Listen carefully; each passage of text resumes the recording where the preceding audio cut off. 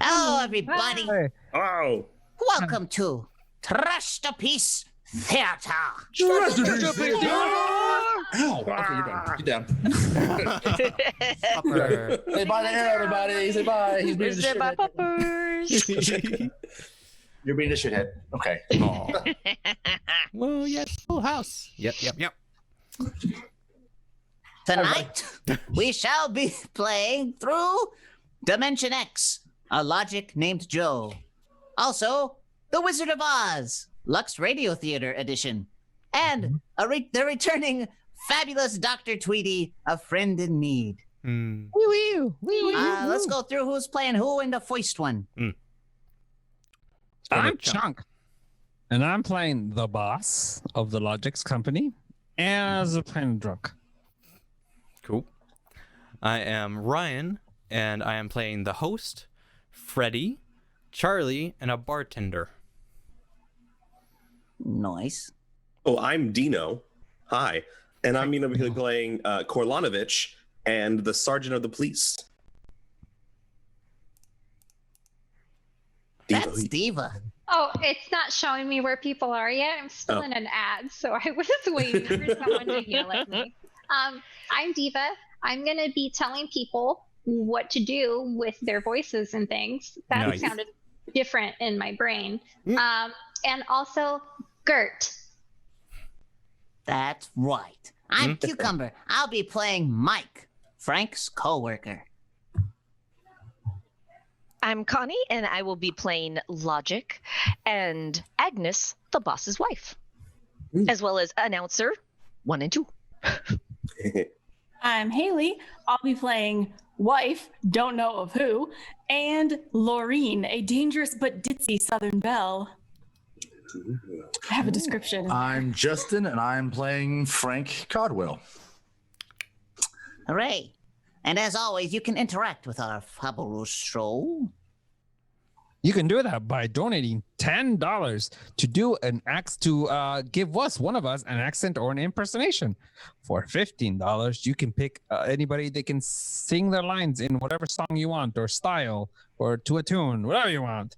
And $20, which is the most popular selection and also the most value for your money, is a group accent that we will read as a group, or whoever's on those 3 pages worth of dialogue. Everybody will read it. Mm-hmm. And when we hit $100, we sing our lines for 3 pages. Yeah, Yar. that's right. That's right. That's a thing. We've done this before. Yeah, Maybe. we got this. All right. Yeah. So if we're ready to go, You guys Yeah. ready? And so far, Dino's safe. do you know what to say? We'll see. Yeah. We'll We'll see. see. Okay. So our first one is Dimension X, a logic named Joe. Dimension Ek. That is what you Shut said. up. Yeah. That's when people don't clean up after themselves. That's Dimension Ek. Heck, David. Good start. Oh, perfect start. Recorded July 1st, 1950. Get away from my penis. That's weird. Wait, what? That's in the script. Right. That was Hands Alright. here, folks. Yeah, where are your Without- hands? Any Hands further up. ado, Hands up. adventures in time and space, told in future tense.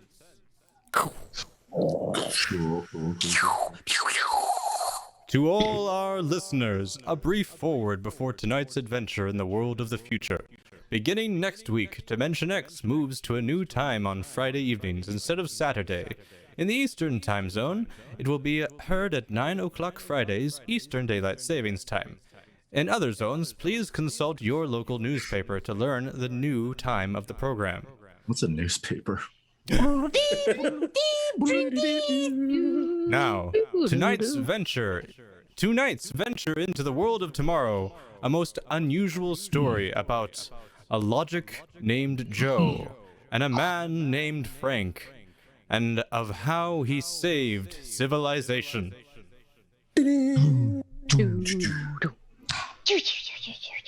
It was on the 3rd day of August that Joe came off the assembly line. On the 4th, Lorraine came into town. And that afternoon, I saved civilization. Maureen's a blonde I was crazy about once, and Joe is a new 1974 model Logic that I got stored away down in the cellar. And how do I save civilization? I save it by keeping Joe down in the cellar. Sometimes I think about turning Joe on, letting him make $1 million for me. You are listening now to a voice from the future, the voice of Frank Caldwell, head serviceman for the Logic Corporation, makers of the machine that does everything for you. Well, nearly everything anyway. In the year we speak of, 1974, the electric Logic sets were working so well that life was soft. Indeed, for repairman Frank Caldwell, that is until that fateful day of August the 3rd, when suddenly the Logic began doing everything for their users and doing it too well. Nazgul Rodeo says he's really talking about Skinless Joe, right? From now on, I should call him Skinless Joe, shouldn't I?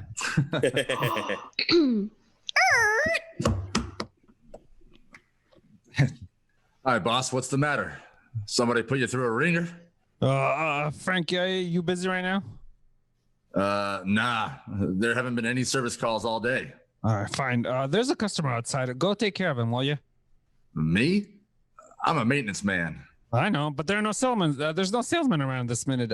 The guy wants one of our machines, to have one of our machines explained to him. Explained? Yeah. Everybody in the world knows about Logics. Where's he been? On Mars? He just moved up from the backwoods someplace. Why don't you explain him? I don't feel too well. Yeah? You were okay about half an hour ago. Look, I'm your boss here. Are you the boss or am I? Go on, get out of here, will you? Okay. Sir. Good morning. My name's Caldwell. Can I help you? Thank you, Mr. Caldwell. My name's Korlanovich. This is my little boy, Freddie. Hiya, Freddie. Hiya, jerk. Oof. Ow. Damn. Thank you for your donation of $20, Keen 456. Let's get some crazy group action Oh, here. God. Your worst Irish or Australian accent. I my failed both best on this one. show, so we'll see Right? how that goes. Yep. Specifically, Oh, crap. your worst. Okay. Okay. Thank you, Keen. Ouch. Thank you. Man. It's a group accent, right? Yeah. Okay. Oh shit. I don't know which one to pick. They're both bad. You both at the same time. Both at the same time? That's not gonna It's be gonna good. evolve into one or the other. It's gonna sound like both at the same An time. Irishman, but by way of like Australia. Sydney. God. And okay.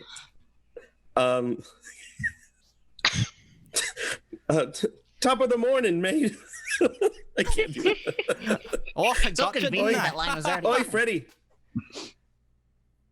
Oh, yeah. Sorry, Okay. jumped on you. You're good. Well, I got you, didn't I? Fine, kid. You got there. Oh, Freddie. How many times I gotta tell you not to kick people in the shins? Excuse him, please, Mr. Caldwell. He's Yeah, sure. Just a kid. What the fuck? You wanted the worst, didn't you? he's a New York Irishman. I got a knife.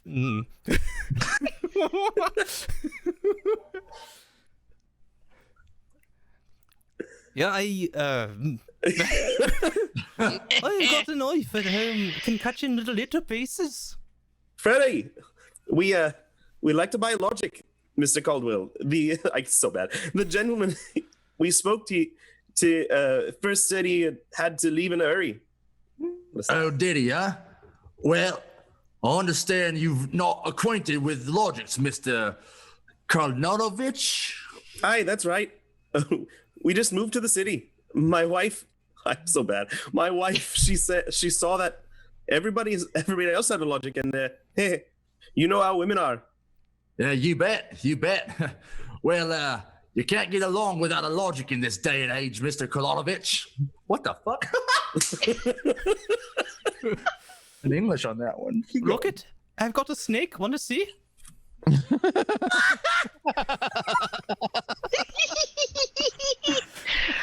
Well, you That's shut my up. boy. Yeah. Now, about the logic. Yeah. Here. I'll plug one in here. There, now, you see? The logic looks... look kind of like an old-fashioned television set. Only it's got keys instead of dials. I can do Irish with these words. These are fine. Okay, great. Now, if you want to talk to a friend... Yeah? you just punch the number on his logic. Ah. Like making an old-fashioned phone call. Expect you not only hear him, but you see him too, on this viewing screen here. Now, of course, that's not important features of these things. Oh? No. Now, suppose you want to ask a question. A question? Like, what to take for a sore throat? Or who won the American League pennant in 1911? Just turn on the logic. Then you push the question key and you ask, like this. See, who was the first president of the United States? Logic working. Logic working. George Washington. Ha! You see? I already knew that. Well, that was just a simple sample. Oh, well, I got a little sore. I don't know what to do. we Just say mate at the end of it. well, I was trying to do Irish, and now it's gonna go to Australian. Oh, well, I got a little store, mate. Will it keep books for me? It'll keep books, record contracts, serve as a filing system, and check up on what happened to your lawyer's last client. Anything. We got one more, right? Uh-huh. Okay, cool. Yeah. Crap. Say, they're really something, these things. 10,000 service and information sources in one. Read our advertising. Well, what I want to know, Mr. Caldwell, how do these logics work, mate? Oh, you saw that big building across the street? Sure. Well, that's one of the relay tanks. Now, there's a dozen of them around the country, all hooked up together. And there's a data plate in one of those tanks for every fact in creation. You mean those relays know everything? If there's something they don't know, the technicians are busy making a relay plate for it right now. The logic integrates the facts in the tank and gives you the answers. Hey, you. Can I ask that thing to make any dot poison? How to make what? Dot poison. I think it's Freddy still. It should be. Yeah, Oh, yeah, it should be Freddy. Huh. Dot poison, like in Africa. I could shoot the dots from a pea shooter. Oh, well, maybe. I think maybe we better not get one of these things. That's okay, Mr. Kralanovich. The logic won't tell you about no dart poison, see? Bet it will. I'm gonna try it. Hey, how do you make dot poison? Pause. Oh, I was gonna let us finish the page. Sorry. Then unpause. Game on. I think that We was are the end of the now- page. Now that we have finished the page, TKH328, thank you so much for your donation of $20. Y'all, we're going to be doing some preppy mean girl accounts. Yes. My Yes. God. Oh my god. Continue. I'm gonna make that happen. Oh my god. Logic working. Oh my god. Bitch. Public policy forbids this service. Aw. What did it do that for? On account of some little brat. On account of some children might ask things that ain't good for them. Listen, I don't like this here one. I want that one over there. They're all alike, kid. I want that one. If I can't have that one, I'm gonna hold my breath till I'm dead. Well, I got lots of time. It's no use, Mr. Caldwell. You might as well give him the one he wants. Oh my god. But kid, they're so much alike. Even I can't tell them apart. I can't. I want Joe. Joe? Who's Joe? I guess he means the logic, Mr. Caldwell. He has to think of a name to call everything. You should hear the names he calls me. Not till I'm 21. I promised mother. Okay, so we'll call him Joe.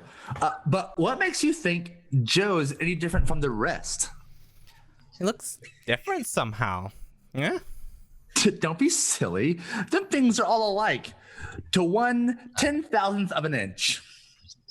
Just the same. I bet he'll teach me how to make dart poison. Okay, then.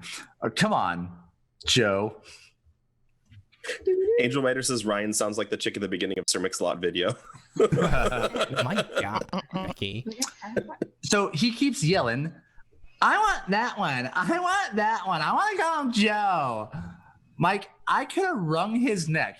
I could have. How many cards, Charlie? I pass. I'll draw 2. Boy, what a holy terror. He had his father scared to death. Too bad that kid ain't mine. I'd show him quick enough who's boss in the family. Cheers, Greg. Holy smoke! What's the matter? Sorry, fellas. I gotta hold up the hand a minute.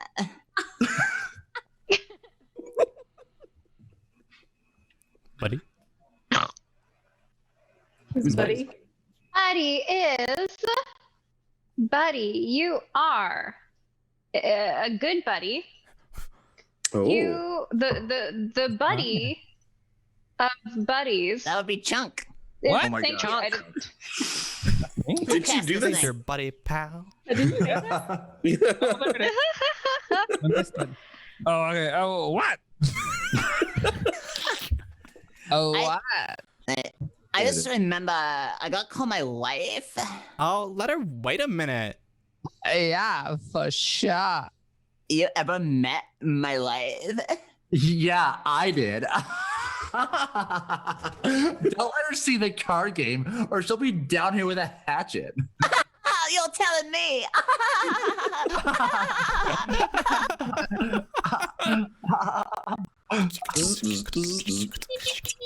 Hey, what's the matter with this thing?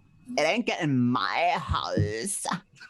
Announcing new and improved Logic service. Your Logic is now equipped not only to give you consultative but directive advice. If you want to do something and don't know how to do it, ask your Logic. What? Oh my God. Yeah. Ew. Well, what do you know about that? It's just somebody trying to pull a gag. Yeah. Didn't sound like a gag to me. Maybe the boss decided to add a new Logic service. No, the boss knows better than to start anything like that. Why, look, the minute the system starts giving advice, some joker like you's gonna be asking questions like, how can I get rid of my wife? Yeah, but you heard what the Logic said, just... Nah, the censor circuits will block the question. You don't believe me? Go on, try it. Okay. Anything for a laugh. Yeah. And that's a wrap on Valley. Try Okay. it. Try it. Beep, beep, beep, boop. Okay, Logic, I got a question for you. How do I get rid of my wife? Logic working. Logic working. Service question. Is your wife blonde or brunette? Did you guys hear that? She's a blonde. Logic working. Logic working. Hexacrylamine is a constituent of green shoe polish. Take home a frozen meal containing pea soup. Color the soup with green shoe polish. This poison is fatal to blonde females only. This fact has not been brought out by human experiment, but it is a project of logic services. You cannot be convicted of murder. It is probable that you will be suspected. Holy shit! The saints preserve us. It's bound to be right. These things can't make a mistake. Well, Mike, don't just stand there. Turn that thing off, will you? And check the sensor circuits quick. We can't get to them. They're all sealed up. It's supposed to be impossible for them to go out of order.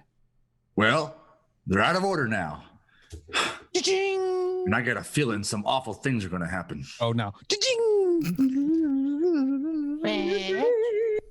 Boss, we got to do something. The logics have gone nuts. Relax. The thing gave a goofy answer once. Maybe it was a joke.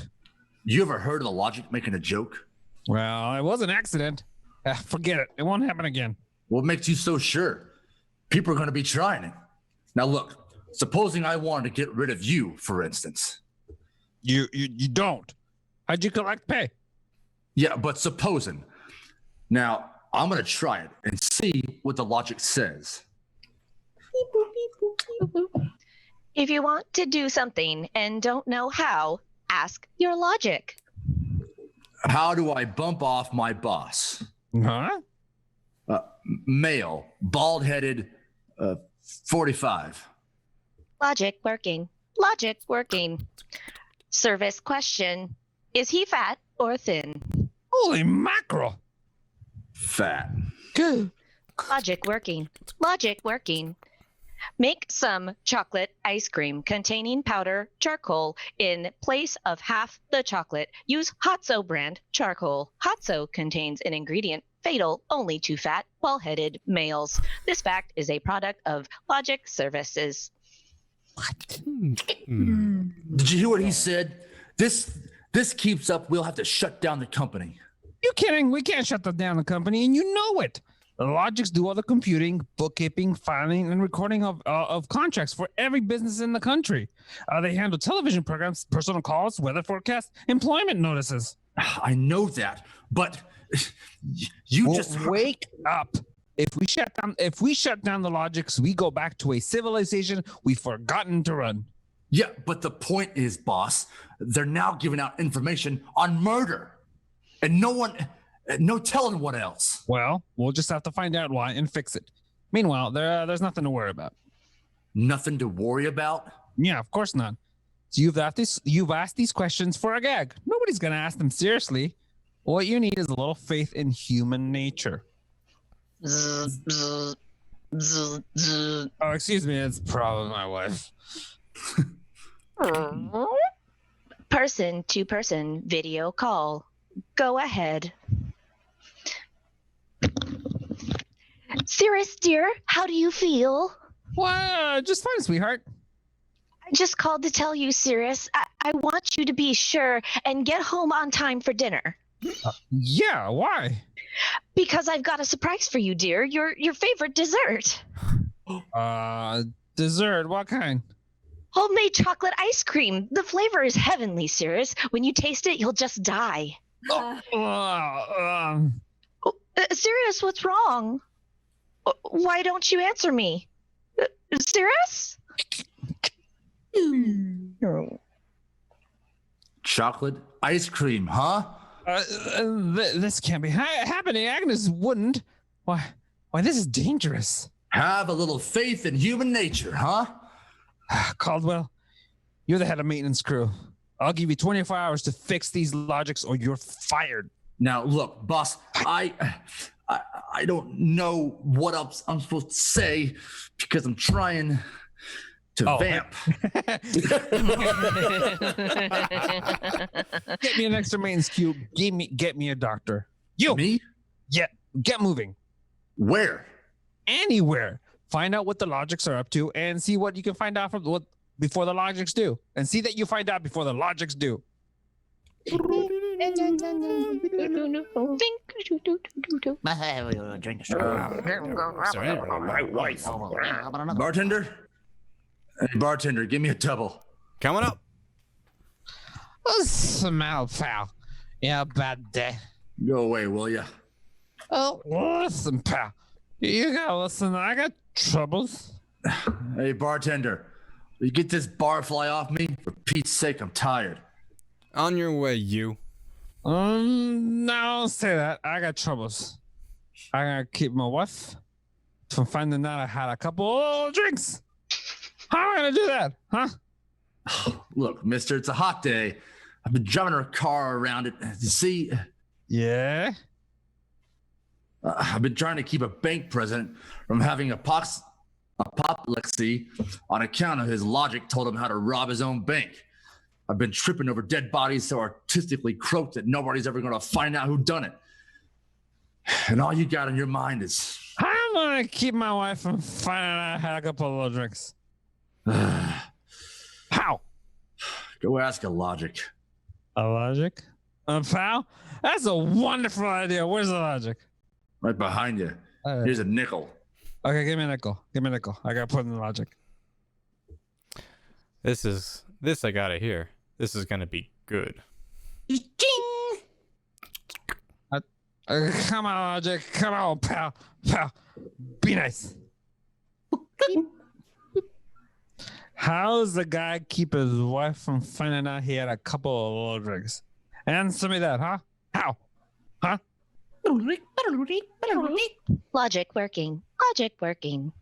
Buy a bottle of Frananine hair shampoo. It is harmless but contains an ingredient which instantly neutralizes alcohol. 1 teaspoon for each jigger you've consumed. Yeah, oh boy, I gotta buy a bottle of Frenzy. I gotta buy a bottle of fruit. What was that again? Huh? Supposing it's right, you'll never remember it as far as the drugstore. I think there's a bottle in the back room. Somebody left it. Oh, my pal, no more troubles. Show me the way home. I get a picture of him back there drinking that shampoo. Give me another double, will you? I don't know what's worse, to be as low as you or as high as him. All right, where is he? I know he's here. Where is that bum? Who you want, lady? My husband. I know he's here now. Where is he? I said I know he's here. Drunk. Yeah, Chuckles, drunk. That's you. Oh, Drunkles. man. Oh, there. Show me the way I go home. That no good louse. I'll show him. Thinks he can come home staggering again, does he? Well, I'll teach him. Poor guy. Oh, my dear. What a surprise seeing you here. Archibald? Yes, my love. Suddenly sober. Yep. You're not. Yeah. Sober. Yeah, well, of course, my love. I'm sober as a judge. Then what are you doing in this saloon? Well, merely conducting a little research, my dear. Research. Your suspicious Your suspicion wounds me deeply, my love. Let me tell you, my dear, I've been conducting research that is going to make us a fortune. I bought a patent. Sobu, the drink that makes you make the drink that makes happy homes.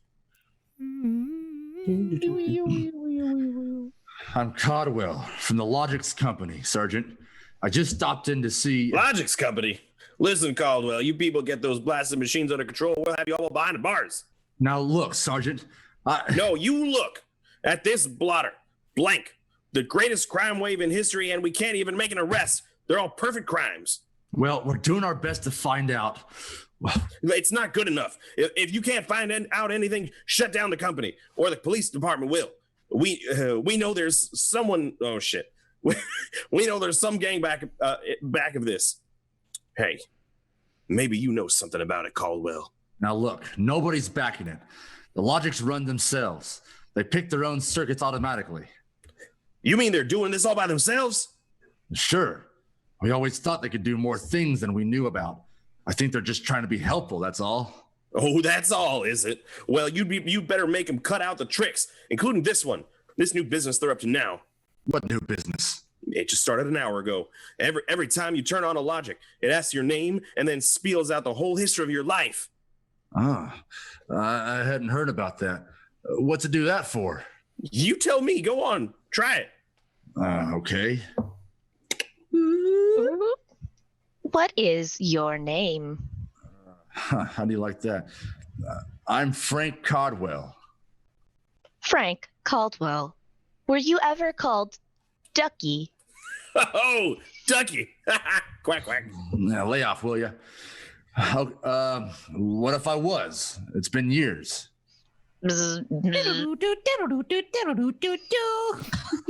Ducky, there is a video call for you. Hiya, Ducky. Holy cats! What in the name? What is that? Lorene! Ducky, darling, how marvelous. Look at that blonde. It's Lorene. Where are you? Oh, silly, I'm in my hotel room. Say, how do you like my play suit? Well, I just got into town. Oh, Ducky, wasn't it smart of the logic to find you? Logic? Find me? I asked it how to find you, Ducky. You must have an unlisted number, darling. You're not in the directory. Yeah. That would explain why the logics were asking people for their names. They were looking for me. How have you been, Lorene? Since I saw you last, I heard you got married. That's right. Ducky, you won't believe me, I know, but I've had 4 husbands, but I never loved anybody as much as I love you. You've divorced 4 husbands? 3. The last one died unexpectedly. Who unexpected it? Oh, he did. But the jury acquitted me, Ducky. They knew it was just a little old accident. So now I'm free again, and we just got lots of things to talk over. Oh, I can't wait to see you, Frankie, little Ducky. Lorene, you come right over here, Ducky, instantly. Well, I'm working. I'll call you back. Oh, I'm so lonesome. Please make it quick, Ducky. Have you ever thought of me? Oh, yeah, sure, plenty. Aren't you sweet? Here's a kiss. Mwah! That'll just have to last till you get here. But hurry, please. On my back. What am I gonna do? Do like you were telling me a while ago. Huh? Calm yourself, Ducky. All on the logic for you, Frank. Your wife. Oh, thanks, Mike. Hiya, Gert. Gert, you there? Hey, Frank, I've been trying to get you for an hour. Where have you been? Well, I've been out making calls, honey, but trying to find out what ails these logics. Oh, well, you better find out in a hurry, or there's gonna be trouble. That thing you told me has my address, how much I owe every store, and how much you make a week, and all about the time we had that fight, and I went home to Mother. Well, Gert, I don't think they're doing that anymore. I think that was just temporary. Well, in the meantime, it's told everybody in the neighborhood all about me. I punched Mrs. Hudson's name. She's been married 3 times, and she had Mr. Hudson arrested twice for non-support and once for beating her up again. It'll tell anybody anything. Yeah, but I tell you, Gert, Frank, you stop these things or I'm going to leave you. Gert, you don't mean that. I do. If you can't figure out how to keep our private lives out of every logic in town, then I'm through. And that's settled. Hey, boss, you got to put more men in the job or something. We got to lick these logics. My wife's going to leave me if we don't. Yeah, and you're also going to be looking for a job if we don't. I don't care about the job. Listen. You listen. You listen.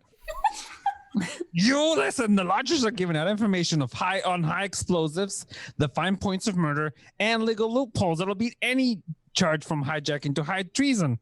Yeah, but my wife. About 6 guys have thought of asking how to switch bank credits so they can corner all the cash in the country.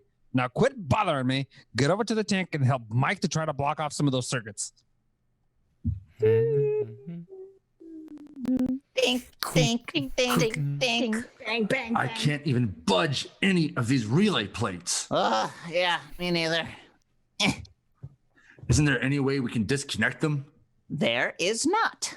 They weren't built to be disconnected. Mike, what are we gonna do? I'm thinking of slitting my throat. When they were giving out all the information on everybody, my wife got the lowdown on a certain blonde. I got nothing left to live for. Blonde. Why did you have to remind me? You got one? My only hopes is I ain't got her. See who that's for. Hi, Ducky darling. Oh, Lorene, not again. Ducky darling, I'm lonesome. Why haven't you come over? Well, I've been busy. Oh, pooh. Ducky, do you remember how much in love we used to be? Yeah. And how I was so mean to you? Ducky, let's get married tonight. Oh, gosh. Lorene, Right away, Ducky. Look, I got married. Oh, you poor darling, you poor darling. We'll just have to get you out of that. No. Now look, Lorene. Darling, I'll just call up your wife and have a little talk with her. Look, please. It's nice of you to think of me and all, but You just give me your address and your logic number, darling. I ain't got one. Oh, you just don't want to tell me. You're bashful. Never mind, darling. The logic will tell me. Click. Lorene. Oh, I gotta call Gert. Frank, will you get away from that thing and give me a hand? Yeah, Mike. In a minute. I gotta call my wife. I gotta get out of town. Beep, beep, beep, beep. Punched the wrong key. Frank, I told you to help Mike. Yeah, boss. I am. But I just gotta make this call. Call? What do I care about your call? President's getting really close down to the company and declare martial law. Now, for the love of heaven, do something. Yeah, boss. I will. I just gotta make this call. Whoosh. Attention. To assist in solving a special problem of Logic's service, kindly give the following information if possible. Where does Frank Caldwell live? Oh, she got me. I'm through. Bridge. Look, Gert, there is no blonde. Frank Caldwell, I told you I was leaving you. Leave me later, will ya? Right now, pack yourself up and the kids. We gotta get out of here. What is all this? Are the cops after you or something? Yeah. That's it. The cops. Now, get a move on it, will ya? Hey, get away from that Logic. Yeah, but don't you think we ought to hear the police calls? 27, car 31 detailed to round up all the employees of the Logic Company. Use caution. They are suspected of sedition. Holy smoke. The cops are after me. You just said they were. Car 17, proceed to the vicinity of 119 East 17th Street. Child terrorizing neighborhood. Use extreme caution. Child is armed with pea shooter, using poison darts. That is all. Freddy.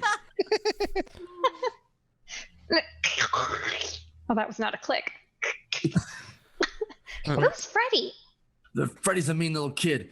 He wanted a Logic that would tell him how to make dart poison. They're all alike. I kept telling them they're all alike. Oh, what are you talking about? Oh, I don't know. All I know is it was a nice world up until yesterday. Now it's like a guy named Joe come along and squashed all our mud pies for us. Looks to me more like it was a Logic named Joe. A Logic named... They're all alike. They're... Gert, baby. Oh, Frank, let go of me. Oh, don't be so silly. Okay, honey, hold the fort. Maybe they aren't all alike. Where are you going? Frank, you gonna make a getaway? Baby, you've got the right inspiration. I'm going straight to the middle of this whole jamboree. Yes? I was hoping it was the police. You remember me, Mr. Karalovich? Cardwell from the Logics Company. Logics Company. I wish the Logics Company was at the bottom of the ocean. Well, I don't blame you. Now, where's your logic? In here. I'd smash it into a million pieces if I wasn't afraid of what Freddy would do to me. Just get out of the way, will ya? I got business with Joe. If you want to do something and don't know how, ask your logic. Oh, we're back to that routine, huh? Well, I want to do something, all right. Tell me, Joe, can a logic be modified to achieve correlations for which human brains are too limited? Logic working. Logic working. Yes. How great will the modifications be? Logic working. Logic working. Microscopically slight chances in dimension not detectable even by precision gauges. They can come about only through an extremely improbable accident. And what would this super logic then be able to do? Come on, you spill it.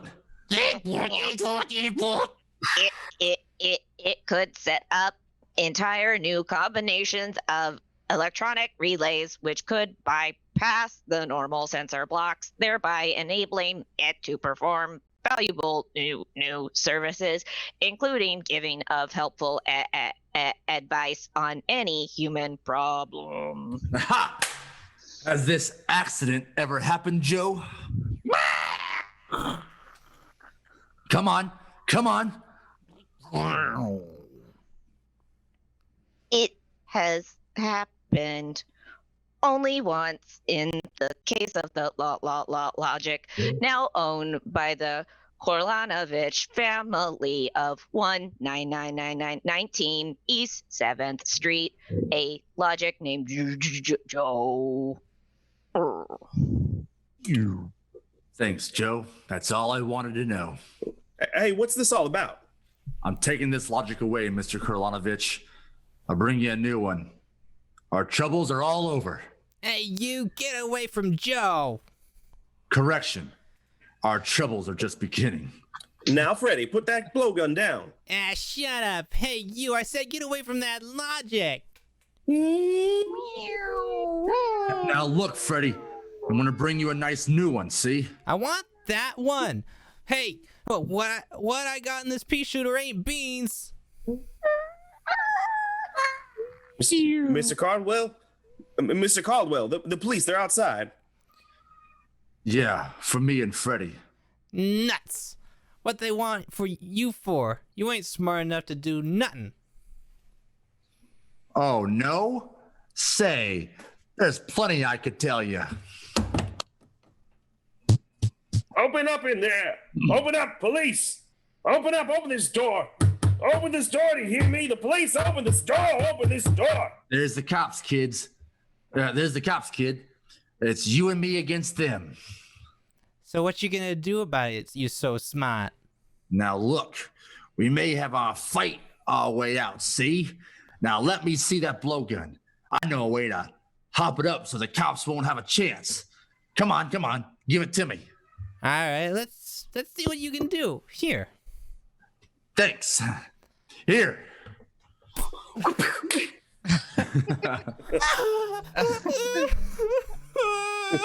Oh, Mr. Caldwell, you're a great man. Now, all I gotta do is pull this plug out of the wall. Holy shit. Listen, my son has a New York accent. He's probably not even my son. Smash. Come right on in, Sergeant. Careful, man. Careful. That must be the kid. But he don't look so tough to me. Well, here got a little softening. Oh, there'll be no more complaints, officer. I guess I can go on where Mr. Caldwell left off. Caldwell, you're wanted. Shit. This time you either answer some questions or we keep you in the cooler till you do. What, in jail? Okay. Let's go. Yeah, hey, wait a minute. You act like you want to go to jail. Yeah, I do. I got a feeling it'll be safer in there. What do you mean? Just put me away till a certain party leaves town, and I'll confess to everything. Okay then, Caldwell. Into the paddy wagon you go. Thanks, officer. You may be saving my life. Now, if you'll just help me carry this logic out. Wait a minute. You can't take that in the wagon. I can't? Why not? No room. We already got a dame in there who's raising the roof. A dame? Yeah, blonde. She's trying to buy a gun without a permit. She keeps screaming she's going to miss her date with Ducky.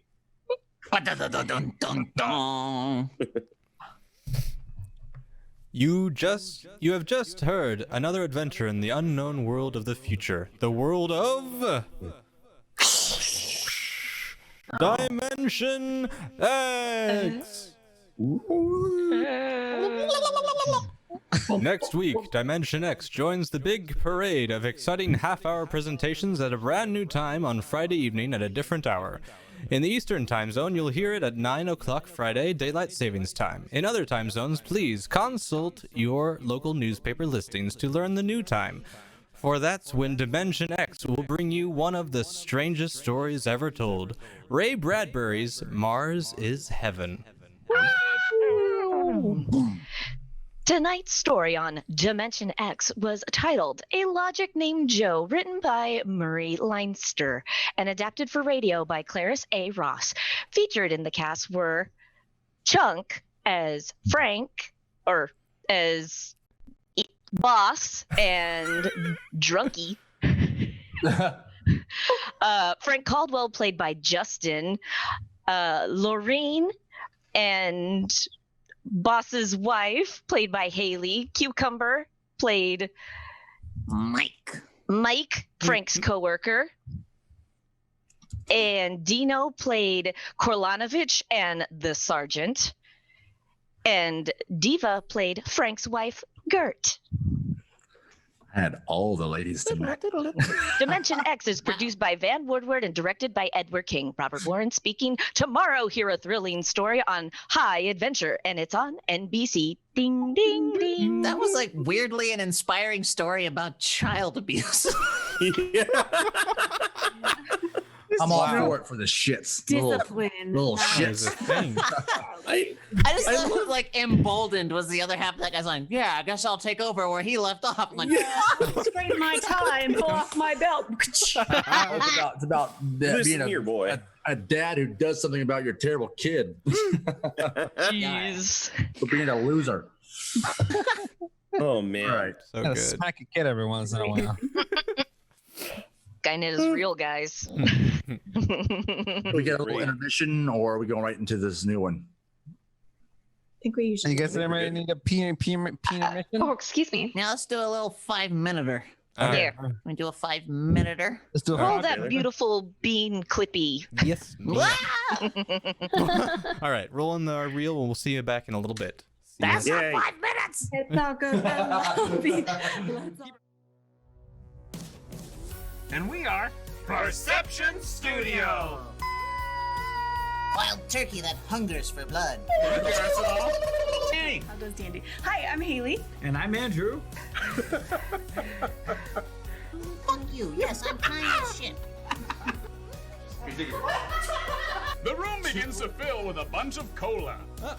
Our heroes begin to drown. What my favorite movie of each year was. I mean, I'm totally fine if I get crushed by a giant dragon slong. If that's how I'm gonna go, then like that's a way to go. I believe you. I say, tickle this, bitch, and I take. We'll send a feel you later. That was almost good.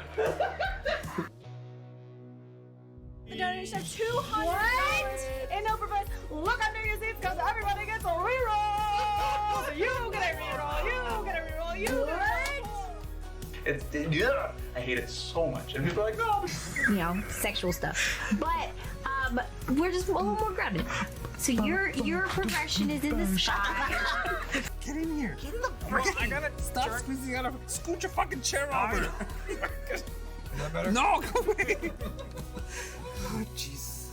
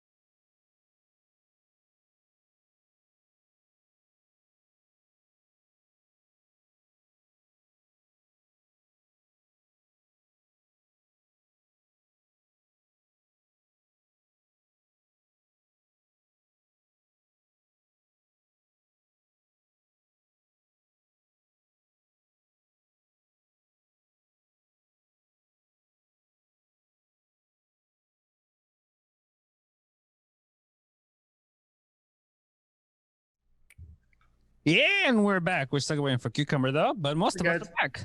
Thanks for hanging out. Yeah. Well, there's Cucumber. I'm here. Hold on. It's working. But Where's Butt? Doing my mid-show stretches. Up next, we're doing Lux Radio Theater's The Wizard of Oz. Yeah. First aired December 25th, 1950. I, Chunk, will be playing the announcer. Ooh, I forgot I was doing the announcer. And I'm also apparently Paula Stone, the intermission guest. Oh. And Paula Stone. You sound so surprised. You broke it down. yeah, these were done very quickly, and oh no, I was very tired. And I'm playing Zeke / the Lion, and First Munchkin. Yeah. Awesome. It's got Ryan as well again, and I will be playing Miss Gulch as well as the Wicked Witch. I'll be playing Gallagher, one of the neighbors, and Comedian. Watermelons. yeah. And one of the guards and a man from Emerald City. I'm Dino again, and I'll be playing Professor Marvel, the Gatekeeper, the Mayor of Munchkinland, and the Wizard of Oz. I am the Keymaster. I am the Gatekeeper. Now, Who's next? Me. no what? I'm playing Auntie M, the Munchkins, Emerald Citizens, and Guards. I'm Cucumber. I'm playing the dog, Toto, Hunk and Scarecrow, and Uncle Henry, and Bossy the cow. I won't give it away. Oh. I'm Connie, and I will be playing Libby Collins, our Hollywood reporter, as well as Galinda, the Good Witch, and the woman from Emerald City and Captain of the Guards. Galinda.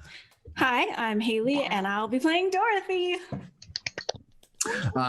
Justin, still Justin, and I'm playing host William Kiley, Hickory Tin Man, and Second Munchkin. Awesome. Oh, I'm the host. Well, announcer, sir. We're ready? Everybody's ready? Let's Here we do go. it. Do we Let's want go. a reminder of interaction? Yeah. Oh, If yeah. you want to interact with our show tonight, you can donate $10 and give one of us an accent or impression you'd like us to do. For $15, we can do. You can have us sing to a tune. Like we'll do our lines to the like to a song or to like a tune that you want, or a style. You can say like jazz or something, whatever you want. And then at $20, you can have all of us do a group accent. So everybody who's in the next 3 pages worth will do the one accent as a group. And every $100, when we reach $100, we will sing our lines. Everybody will sing the lines. Yeah? Yeah. Yeah. All right. And in order to donate, you got to click on that link that Ryan's going to post in a minute. Surprise. Always be ready. Or anybody with fingertips who knows how to bring up the tip thing. I just lost my Get it? There you go. There you go. Thank you, Perception Studio. Bringing up I tips. burned mine Tiger off Ron on got that at me stainless steel first. ball thing. Oh, Tiger. Okay, When here you we go. became a Men in Black. Uh-huh. Very slimming, that suit. Bringing up the tips. And Lux presents Hollywood. Company, the makers of Lux Toilet Soap, bring you the Lux Theater, Lux Radio Theater, starring Judy Garland in The Wizard of Oz. Ladies and gentlemen, your producer, Mr. William Keenley. All right. Holiday greetings from Hollywood, ladies and gentlemen. I trust you've all had a perfect Christmas, wonderful presents, too much dinner, and lots of merry company.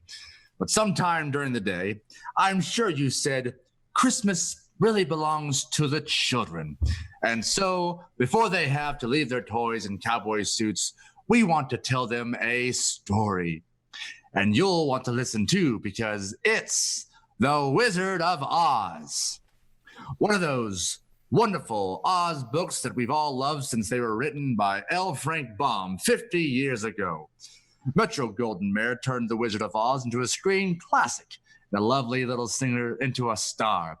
One of the most talented stars of Hollywood Haley Chavers.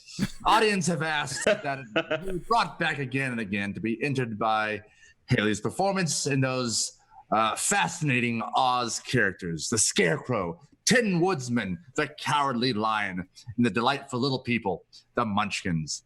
Now, it's off to The Wizard of Oz, starring Haley Chavers as Dorothy.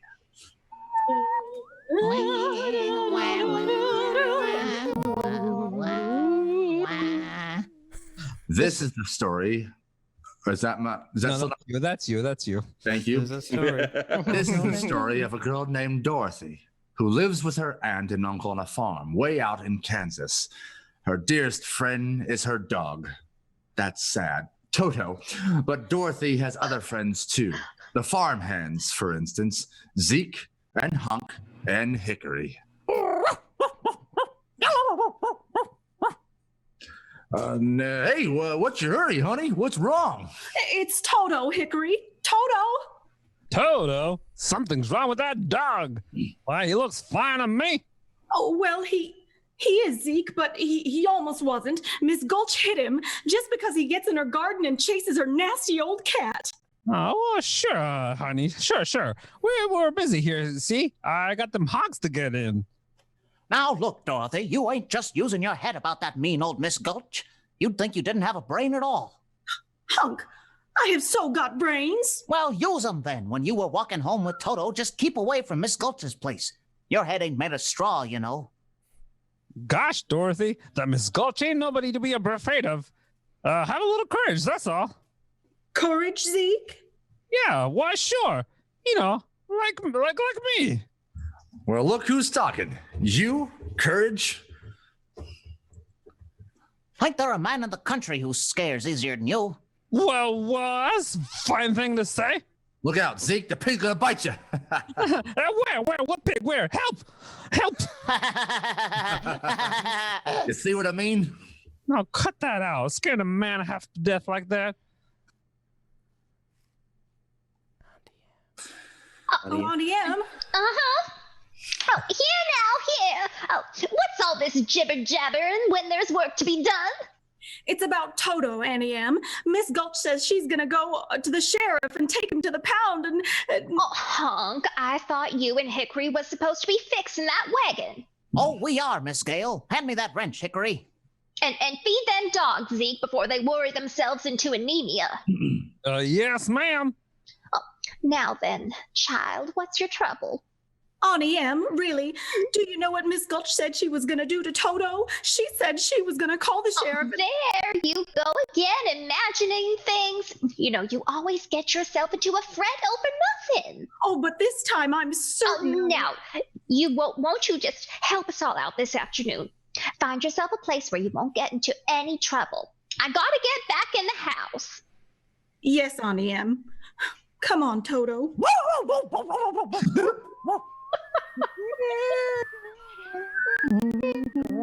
Even D. Bradley Baker run for his money there, cucumber. Right. Do you suppose there is such a place, Toto?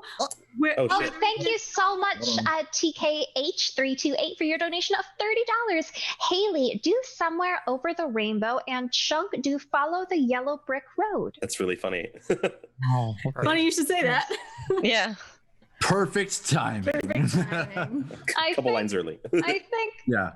we'll get that for you. Thank you. Thank you. Thank you. Thank you. Thank you so much. Do you suppose there's such a place, Toto, where there isn't any trouble? How? There must be not a place you can get by a boat or train, but it's far, far away, behind the moon, behind the rain.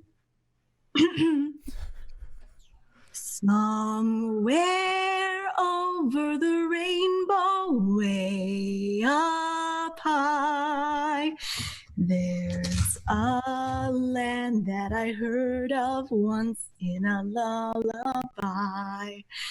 Somewhere over the rainbow, skies are blue.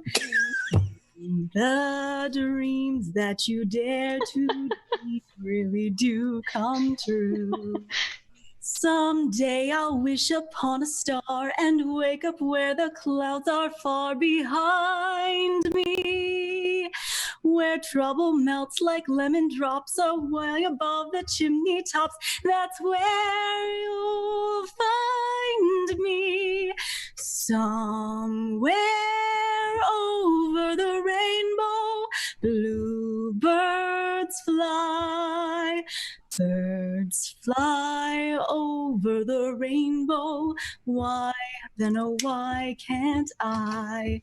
If happy little bluebirds fly beyond the rainbow, why, oh why can't I?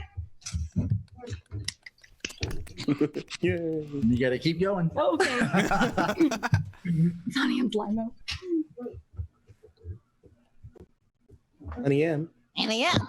I was looking at I was in the future looking at the chat, sweetheart. Oh, and now hold on a second, Miss Gulch. Surely you don't mean that. Why, that little dog? That dog's a menace to the community. I'm taking that animal to the sheriff and make sure he's destroyed. Oh, I don't know, please, you mustn't.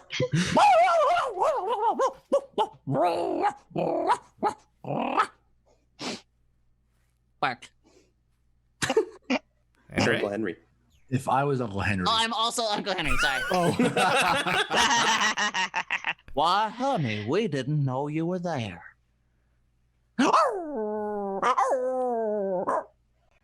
Toto didn't know he was doing anything wrong.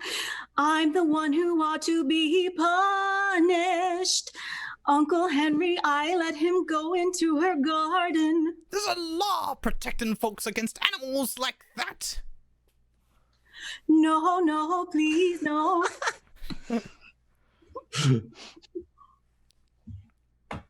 And I am.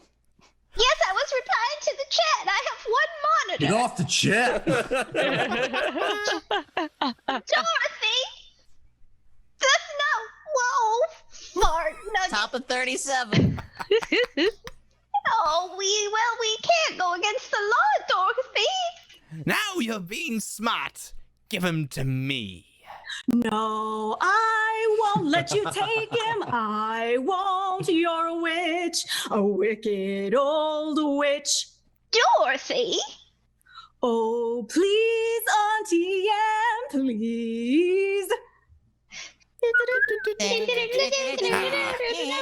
got him at last, and there's nothing any of you can do about it. Toto.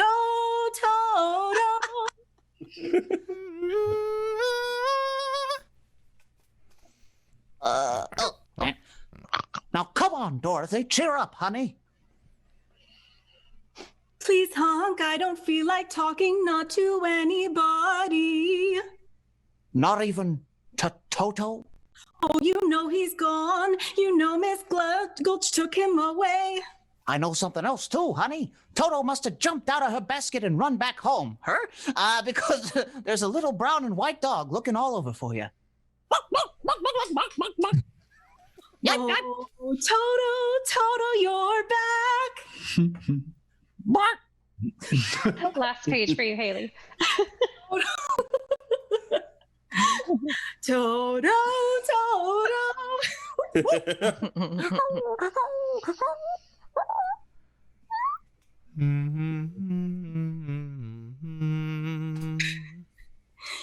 You came back to me, Toto. Oh, I thought you were dead. They'll be coming after you, Miss Gulch, and the sheriff, maybe. We've got to run away now, Toto, where no one will ever find us. Or take you away again. Yes, Toto, we've got to run away.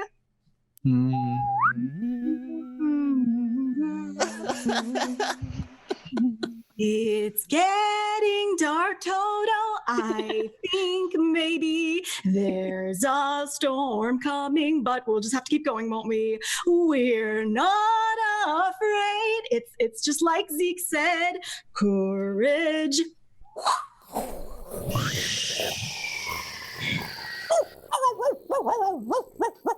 I see what you mean. A wagon, a horse, and a wagon, and a man. And there's a big sign on a wagon. Wait, I think I can see what it says. Professor Marvel, acclaimed by the crowned heads of Europe. Let him read your past, present, and the future in his crystal. Well, who might you be?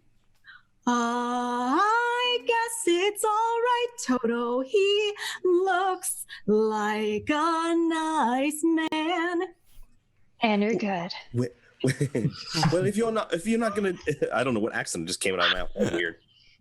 Well, if you're not gonna tell me who you are, I suppose I'll tell you. But how can you? Professor Marvel knows all, tells all. Your past, your present, future for 25 cents, quarter of a dollar, 2 bits if you prefer. Oh, I'm sorry. I don't think I can afford it. Oh, so your name's Dorothy, is it? How did you know that? Well, on the one hand, perhaps I saw you in the crystal, and on the other hand, perhaps a fellow named Zeke passed by a little while ago looking for you. Oh, I see. But don't you think for 1 minute I couldn't have figured it out for myself why Professor Marvel and his magic crystal have amazed the royalty and peasantry alike all over the world? Oh, please, Professor. Can't we go with you and see the crowned heads of Europe? Do you know any? You mean the sign on my wagon? Yes. I don't suppose you could take just a little look in your magic crystal for me? For nothing, I mean. A matter of fact, young lady, I already have. Oh, just practicing, you understand. And you know what I saw? What? A woman in tears in her, tears in her eyes, careworn. A woman looking for someone, and her name is Auntie M. Kindly allow me to supply the answers. Her name is Auntie M. Someone must almost broke her heart. Me? Well, someone she loves very much. And then just before the crystal went dark, I saw her put her hand over her heart and drop down to the floor. Oh, no. You don't suppose she could be really sick, do you? Oh, I've got to get home right away. Go home? I thought you were going along with me. But I've got to get to her right away. Toto! Come on, Toto, we're going. Goodbye, Professor, and thank you. Don't waste any time. There's a windstorm blowing up. Oh, poor little kid. Hope she gets home all right. I just say I only now realize that he was a hack. I never understood that. And now my childhood is like shattered. I thought he was legit. Oh boy.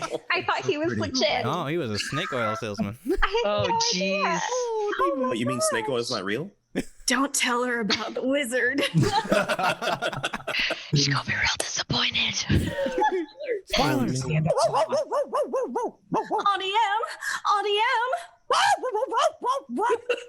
There's nobody in the house. Toto, I can't find anybody. Auntie M!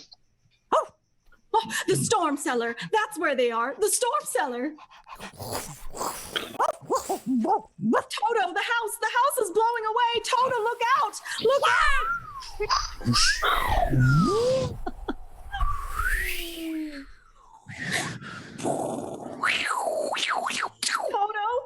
Toto, where are you? Oh, what's happening? We're in the house, but the house is up in the air. Everything's moving. Everything's rushing through the sky. Barns and buggies. And there goes our chicken roost.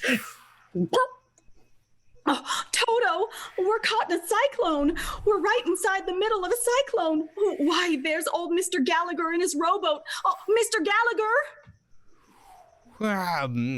Howdy, Miss Dorothy. Kind of breezy, ain't it? It's a bad joke. And Uncle Henry Pepper. Bossy!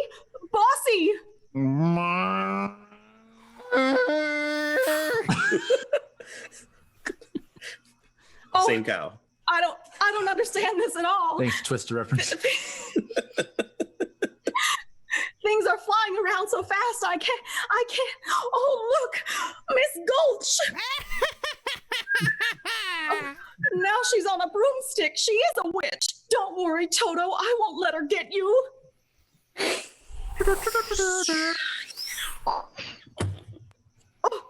Oh, we've stopped moving, Toto. We're standing still. Da-da-da. We can't stand still in the middle of the air. We're going to fall. We're falling. We're falling. We're falling.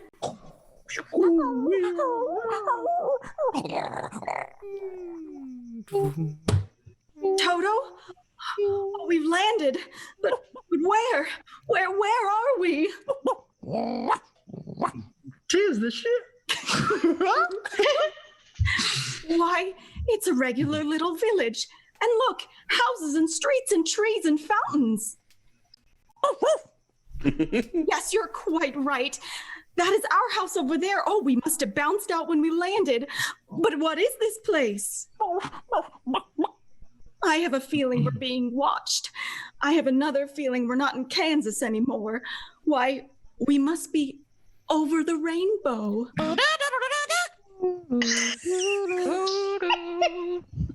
Toto, look, there's a big bubble coming down the street, and there's someone inside it, a lady. Oh, and she's stepping out of it. Oh, I know we're not in Kansas. Tell me, please, are you a good witch or a bad witch? Oh, thank you so much for your donation, TKH, of $30. He is willing to go crazy here. Apparently, Ryan, due defying gravity and cucumber, Yes. if I only had a brain, really this more towards the great rendition by Haley and forcing everyone else to sing it now, but still do it. Thank you very much. And we've also reached 100, so yes, we will all sing now. after the page is correct. Right. Yes, so let's do these three for y'all, and then we will do the three of all of us. Yep. Who's the third one? Am I singing again? Or So we have Ryan and we have Cucumber, both Doing singing Divine for Breath. 3 pages, and then we're going to have everyone, because we hit 100, doing 3. So that's going to be after. got it. And then I'll do my accent because I haven't come in yet Yeah. on my thing. Oh yeah. I still have one go. Perfect. Me? Oh, I'm not a witch at all. I'm Dorothy Gale from Kansas. Oh, well, I am a little muddled. The Munchkins just summoned me because The Munchkins?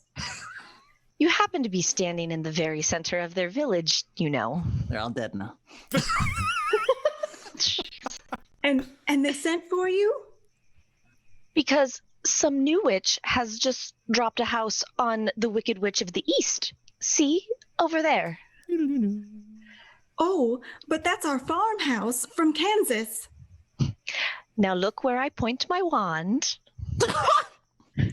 2 red slippers. Exactly. 2 red slippers protruding simple from girl. under the farmhouse. All that's left of the Wicked Witch of the East. And since it's your farmhouse, obviously you're responsible. Oh, you've made the Munchkins very happy, my dear. If you please, what are Munchkins? The little people who live in this land. It's Munchkin land. And you are now their national heroine. And who are you? Why, I'm Glinda, of course, the Witch of the North. A witch, but you're beautiful. Thank you. You see, only bad witches are ugly, and I'm considered a very good witch. Now, suppose I call the Munchkins?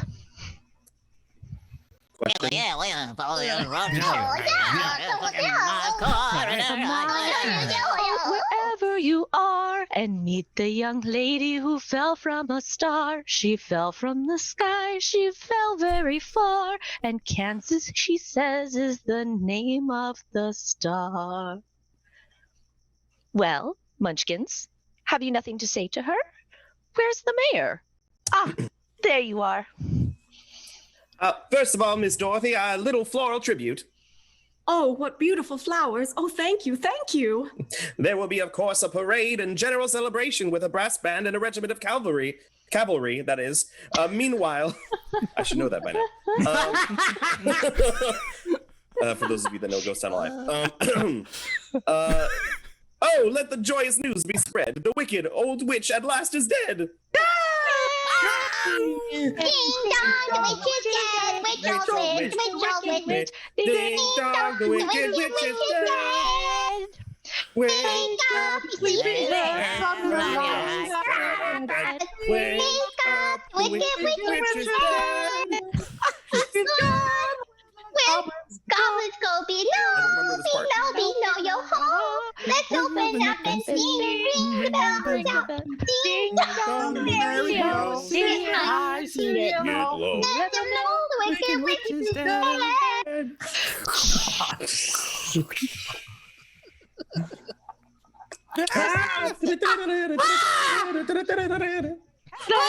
Smoke! Smoke! A cloud of red smoke! Shooting fire and the explosions. That didn't work. Witch is coming! The wicked witch! But I thought you said she was dead. She is dead. This one on the broomstick is her sister, the Wicked Witch of the West. She's even worse than the other one. Silence. I demand your silence. It's Miss Gulch. That's who it is, Miss Gulch. Heart of herring, are you? I said silence. Now then, who killed my sister? Was it you? No, it was an accident. I didn't mean to kill anyone. Well, my pretty dear, I can cause accidents too. Aren't you forgetting the ruby slippers? The slippers. Trying to remember the melody in my head. Let's do the chorus. Yeah. My slippers, my sister's slip. There they are, still on her feet. Over there, well, I'll just take them. It's just a moment, if you please. Rusty Tooth said melody hasn't stopped anyone yet.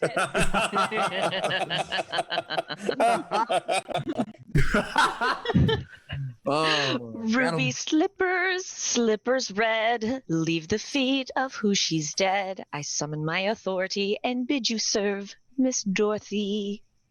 The slippers, what are you doing to them? Oh, why, now they're on my feet. You give them back to me. Never.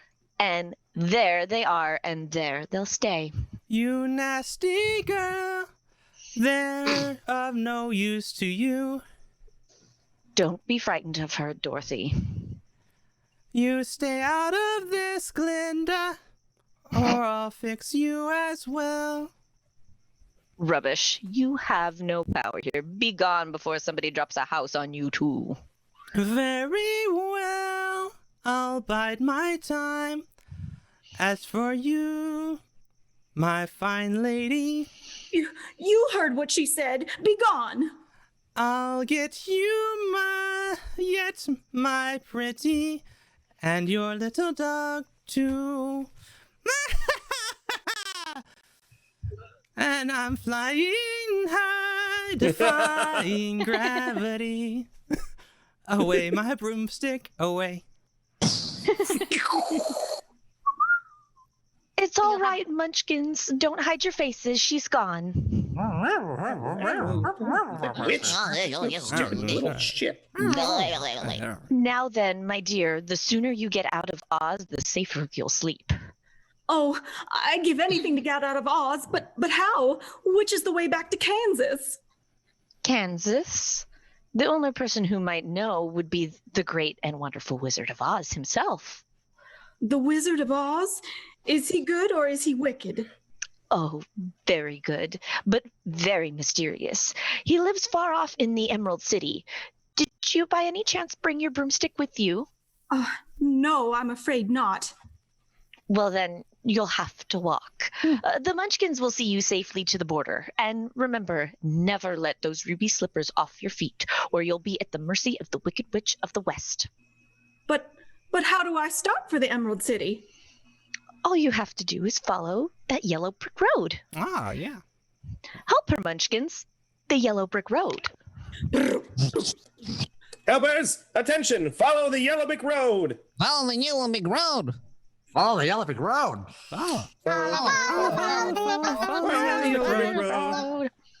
We're off to see the wizard, the wonderful Wizard of Oz. We hear he is a wizard, there ever the wizard was. Oh, if ever there was a wizard, there was the Wizard of Oz is one because of the wonderful things he does. We're off to see the wizard, the wonderful Wizard of Oz. The yellow bitch roll just killed me.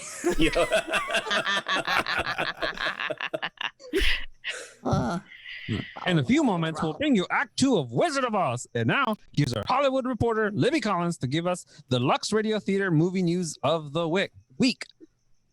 Tonight, John, it's the new Howard Hughes production Vendetta, starring a lovely newcomer to Hollywood. She's Faith Domergue, and she's been given just the role her dark, exotic beauty calls for. This RKO picture tells the story of a family feud in old-time Corsia, and Faith plays the girl who vows to avenge her father's murder.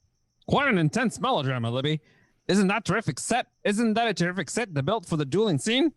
Oh, yes, indeed. No California landscape could quite convey the bleakness of that wild Coruscant country, so they can build the whole thing on a soundstage. Faith Domergue is photographed in dark costumes throughout, and of course, they set off her startling beauty all the more.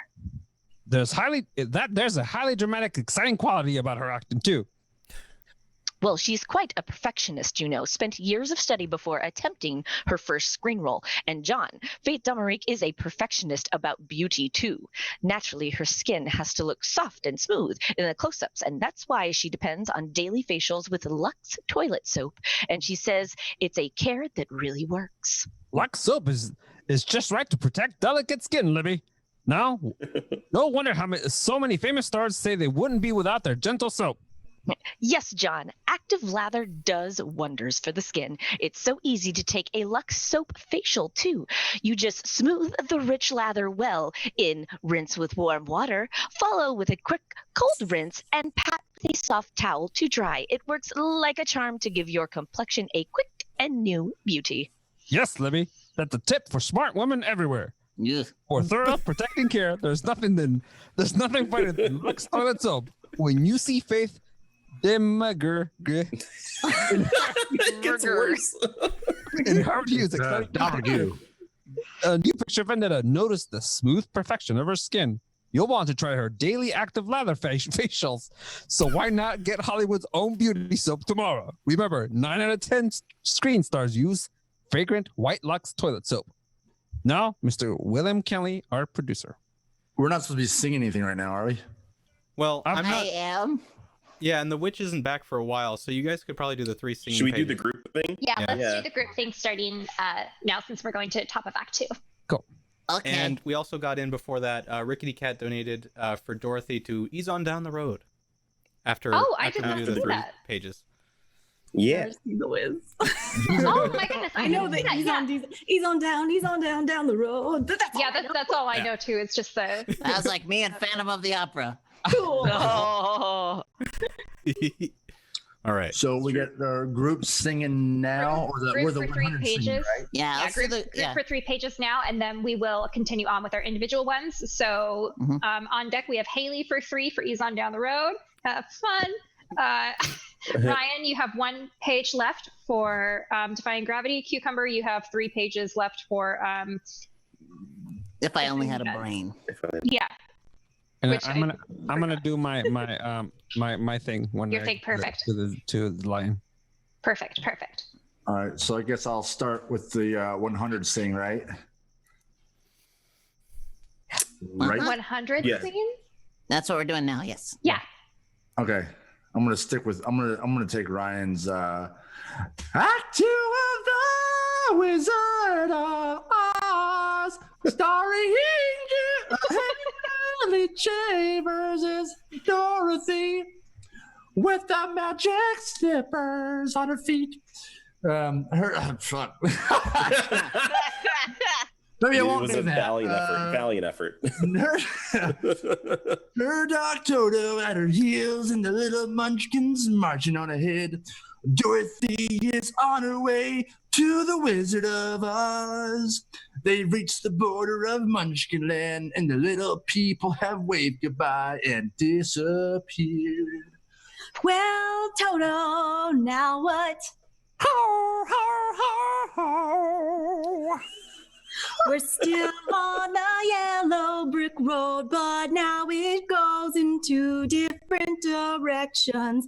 Which way do we go? Oh shit. Pardon me, but that's a very nice way. Who said that?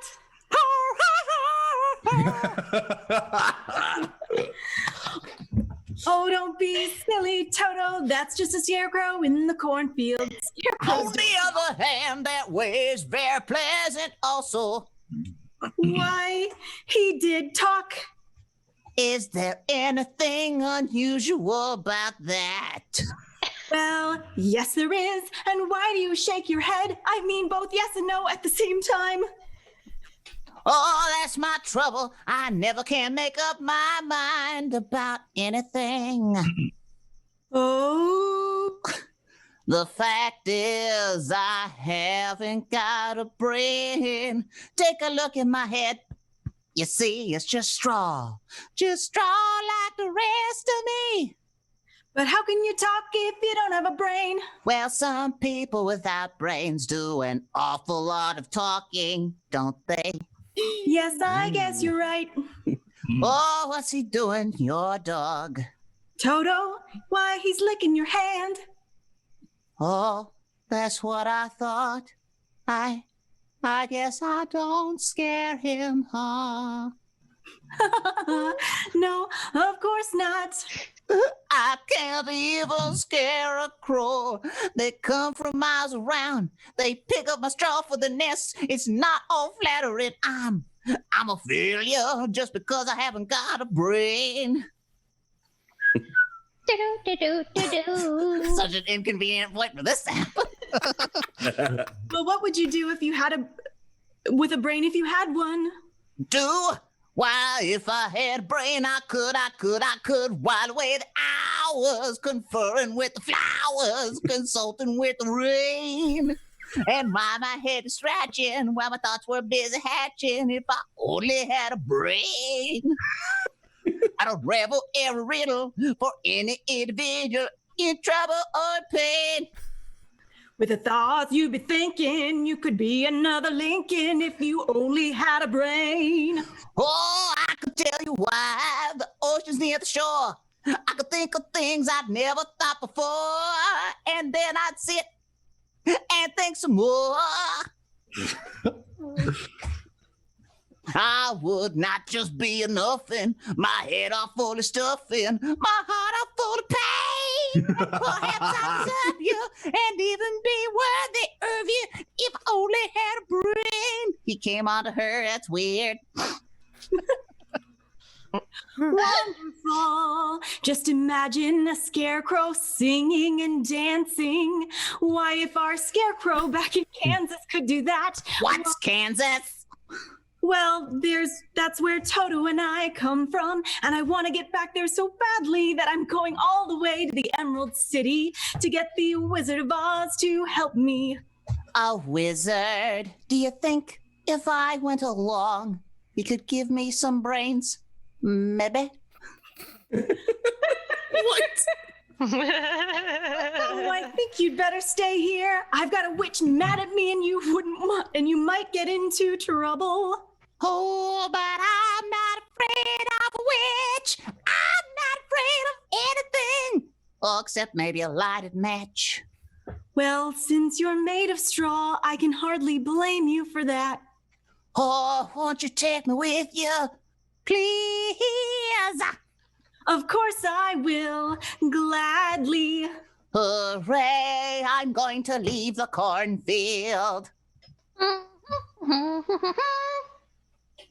And see the wizard, I hope. What are we waiting for? We're off to see the wizard, the wonderful wizard of Oz. Here he is, a whiz of a whiz, if ever a whiz there was.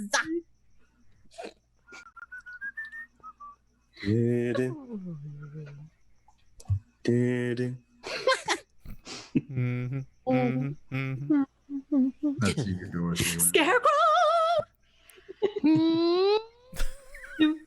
Do you see what I see?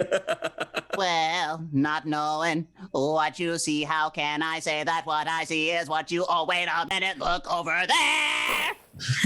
That's just what I mean. At the edge of the forest. A shark. It's a man made out of tin and holding an axe. Come on, door. That's right. I'm really sorry. I've never seen The Wiz. I'm super sorry. Oh no.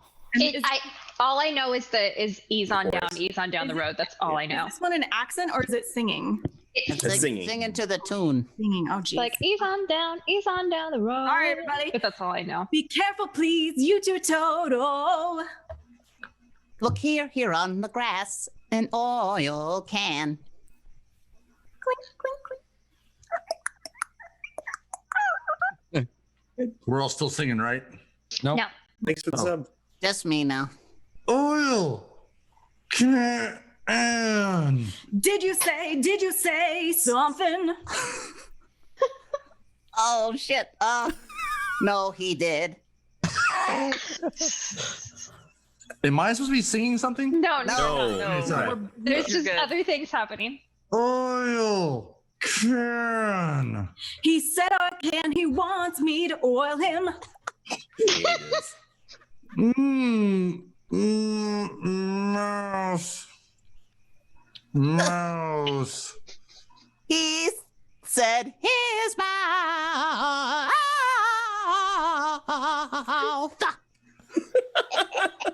All right, just a minute now.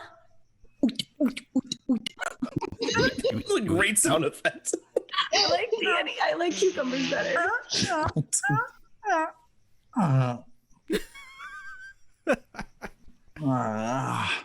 Oh my goodness. Oh joy. Oh bliss. I can talk again. I can talk. Oh my arms, please.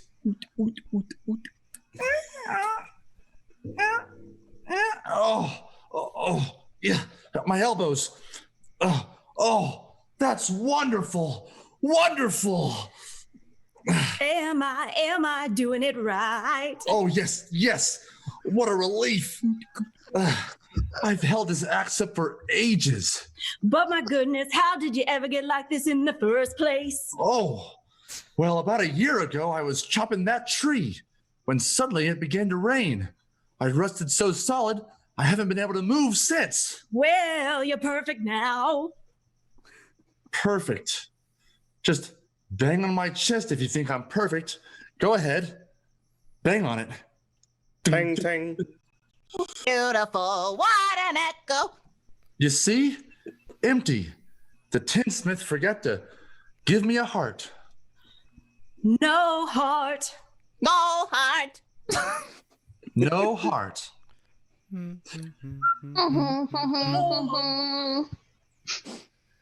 And hollow, like I don't have to sing, do I? Nope, because I didn't get nothing for it. So I read it like Christopher You gotta Walken. sing the song. You got the song. I ain't singing that song. It's No in one the put money script. for it. It says it in the script. Literally says sings. It does. You can sing your own version of the It song. doesn't say sing. Where It does does say Sings. sings. It literally says sings in the direction. Nah. Oh my god. You are. All hollow. And believe me, not having a heart will present some problems. Is there a tune for this? It's the same one. Oh, gotcha. Sorry, I'm new. When a man's an empty kettle, he should be on his mettle, and yet I'm torn apart. Just because I'm presuming that I could be kind of human if I only had a heart. I'd be tender, I'd be gentle, and awful sentimental regarding love and arts. I'd be friends with the sparrows and that boy that shoots the arrows if I only had a heart. Picture me. A balcony. Okay, picture me. A balcony above a. I don't know this tune. Above a voice. Sing solo. Wherefore art thou, Romeo? I hear a beat. How sweet. Thank you. I don't know. Just to register emotion, jealousy, devotion, and really feel the parts. I'd stay young and chipper, and I'd lock it with a zipper if I only had a heart. Yay! Keep going. Well, I certainly see what you mean. You were whispering, you and him, while I was singing. Well, we were just wondering if you care to go with us to the Emerald City. Then you could ask the Wizard of Oz for a heart. But suppose he wouldn't give me one when we got there. Oh, but he will, he must. We've come such a long way already. Ha! You call that us that long, my pretty? We're just begun. Who's that? Who's laughing? The witch, the wicked witch. I think you done, yeah? I think you're done. Yeah. Oh, sorry. It's okay. Well, my two fine gentlemen helping this little lady along, are you? Well, stay away from her. Oh yeah?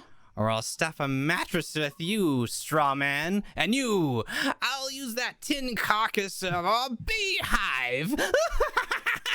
Gosh, what a witch. Wanna play ball, Scarecrow? Well, here, catch. No, look out. It's a ball of fire. Fire! No. Oh. Stand still. I'll step it out the fire with my 10 feet. There. There, you can move now. Oh, much obliged, Tin Swordsman. Oh, yes, we both are. But I'm still not afraid of her. I see that you got safely to the wizard, whether I get a brain or not. Stuff a mattress with me. Ha! And I'll see that you reach the wizard, whether I get a heart or not. Oh, you're the best friends anyone ever had. And it's funny, but I feel as if I'd known you all the time. You're just like Hunk and Hickory, but I couldn't have known you, could I? I certainly don't see how. I guess it doesn't really matter. Well, now we know each other now. All right. That's right. We do. Then, to Oz? To Oz. Well, off to see the wizard, the wonderful Wizard of Oz. Here he is, a whiz of a whiz, if ever a whiz there was.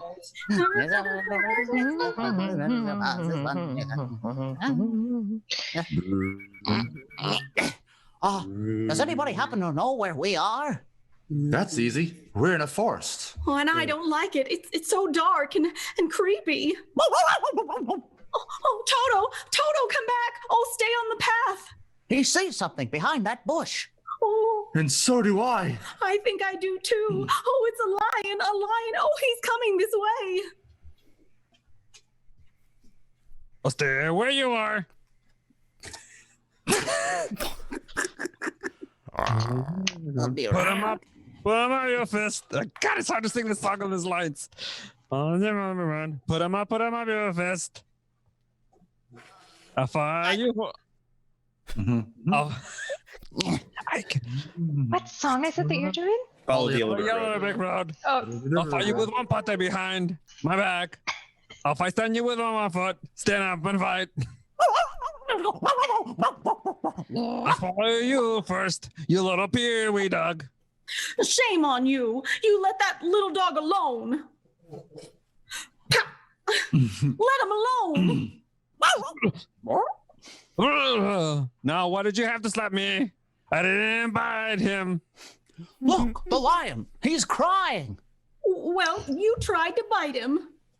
Well, you didn't have to go and try to. Well, you didn't have to go try to hit me, did ya? My nose is bleeding. Well, of course not. Oh my goodness, you're nothing but a great big coward. You're right, I'm a coward. I haven't the courage at all. You suppose the wizard would help him too? I don't see why not. Why don't you come with us, Lion? We're on the way to see the Wizard of Oz to get the Tin Man and the Tin Woodsman a heart. And him a brain. And I'm sure he could give you some courage. But wouldn't you feel degraded to be seen with the company of a coward lion? I would. No. Oh. No, of course not. Here, you better take my handkerchief. Thank you. You're being so nice to me. Thank you for the follow, hamsters with hats. Thank you, hamsters. I love that. The greatest thing ever. Now, please stop crying. All time. But how did you get this way in the first place, Lion? Well, if we can spare the time, it was like this. Good luck. Yes, Dad. Believe me, Missy. When you were born a sissy, to the film on earth, but I could show the powers. Oh, I can go on with the rest of the song, huh? Be lying to no, be a lion, not I'm always. If I only had a nerve. Nailed it. I'm gonna stick to the thing I was doing. I'm afraid there's nothing lying. I am a darling lion. A fate I don't deserve. And as brave as I'd be brave as a blizzard. I'd be gentle as a lizard. I'd be clever as a gizzard. If the wizard is a wizard who will serve, Then I'm sure to get a brain. A heart. a home. The nerve. And let's be on our way without any more delay. That's just what I was going to say. Hip, hip, hip, hooray. We Off to see the wizard. The wonderful Wizard of Oz. Here he is. Is the wizard, wizard, I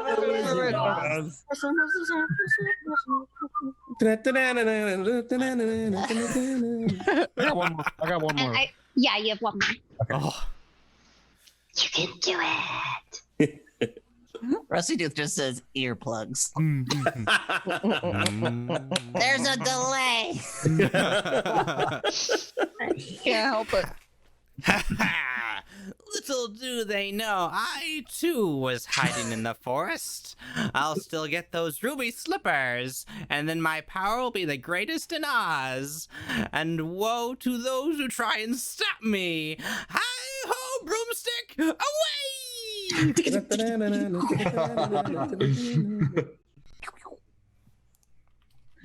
Oh, look, everybody. Look, Emerald City. Oh, at last, at last. Oh, Emerald City, eh? Gosh, it's all green.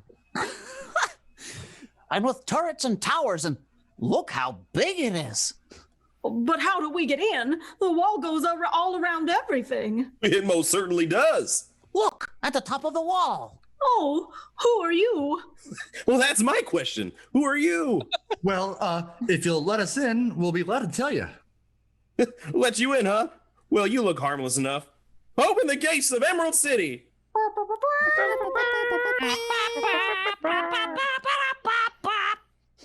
We can go in. The gates are opening. Well, that's the general idea of gates, isn't it? Kindly step forward and state your business. We want to see the wizard, please. The wizard? Oh, but nobody can see the Great Oz. Nobody's ever seen the Great Oz. Even I have never seen him. Oh, please. The good witch of the north sent me here. Prove it. She's wearing the ruby slipper she gave her, you see. Well, bust my buttons. So she is. Then you'll take us to the wizard? Well, there you go again, wizard. Well, yes, of course. Wizard. Meanwhile, you'd all better wait. I beg your pardon, sir. Well, what is it now? Good grief, man. Can't you see I'm dealing with these... You're wanted, sir, in the public square. Who wants me? The entire population of Emerald City. There's something going on, sir, and I don't like the looks of it. Now. What's everyone so excited about? Don't you see? Up there, in the sky! Huh? Well, that's quite a trick, isn't it? Dorothy, it's skywriting. Ladders of black smoke all across the sky. Oh, what does it say? Oh, it's the Wicked Witch. It says, surrender Dorothy. Dorothy? Who's Dorothy? Ah, I'm confused. The wizard will explain it to the wizard. I'm ready to march off. Here. Nobody's going to bother the wizard now. The great and powerful Oz has the situation well in hand, I hope. So you can all go home. Go on, scatter, you drawflies.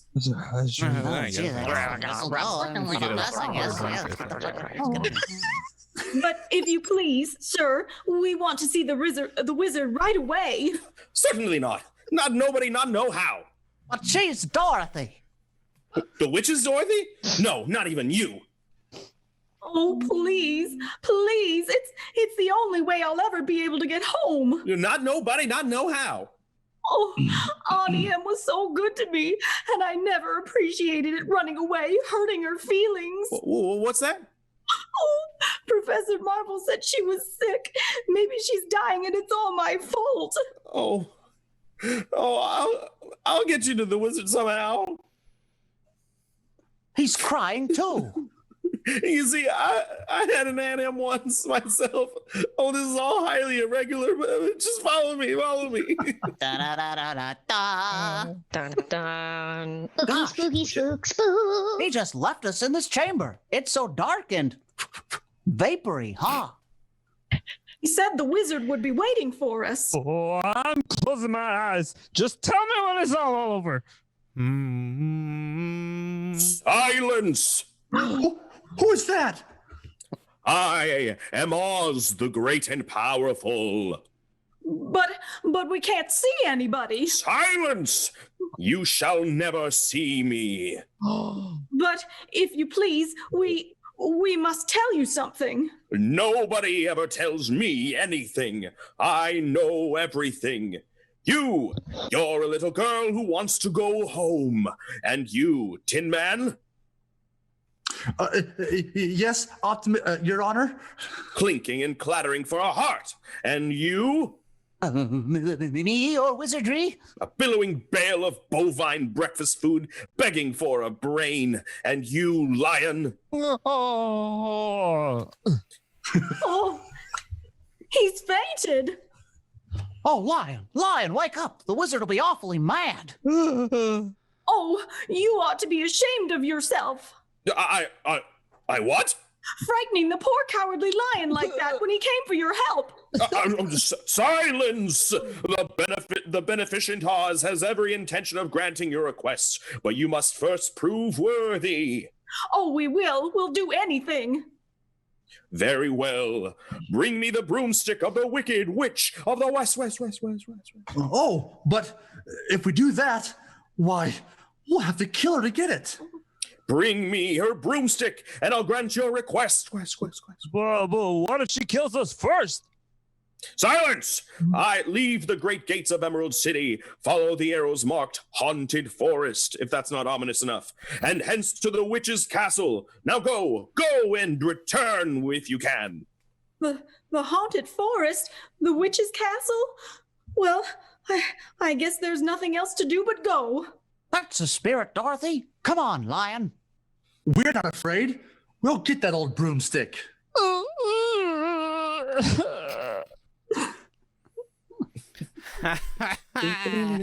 They think I don't know about it. They think they'll take me by surprise. Well, at last I'll have them in my power. That little girl, her nasty dog, and the magic ruby slippers. Yeah.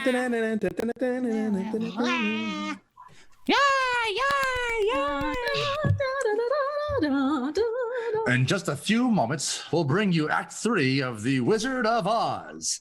I particularly want you to meet our guest for tonight, Paula Stone, writer-producer for NGM Radio Attractions. She'll bring us news of the world premiere in Hollywood last Wednesday of Metro-Goldwyn-Mayer's great picture, The Magnificent Yankee.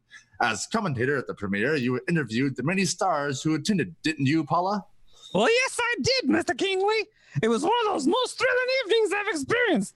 Over 100 stars were there. To cheer for Lois Callahan and Anne Harding, of course. Oh, yes. Everyone was so enthusiastic about the picture and the superb performance turned in by Louis Calhoun, the Justice Holmes, and Anne Harding as his devoted wife. There's a picture as rousing as a brass band. The distinguished career of one of our greatest men is presented in the authentic atmosphere of our nation's capital. Why, you actually feel the march of stirring events. It is an exciting treatment of our recent history, but also a beautiful love story. Yes, indeed. The deep attachment of Justice Holmes for his wife is something to warm the heart. Anne Harding brings dignity and beauty to her role in The Magnificent Yankee. And she's completely charming and very lovely, too.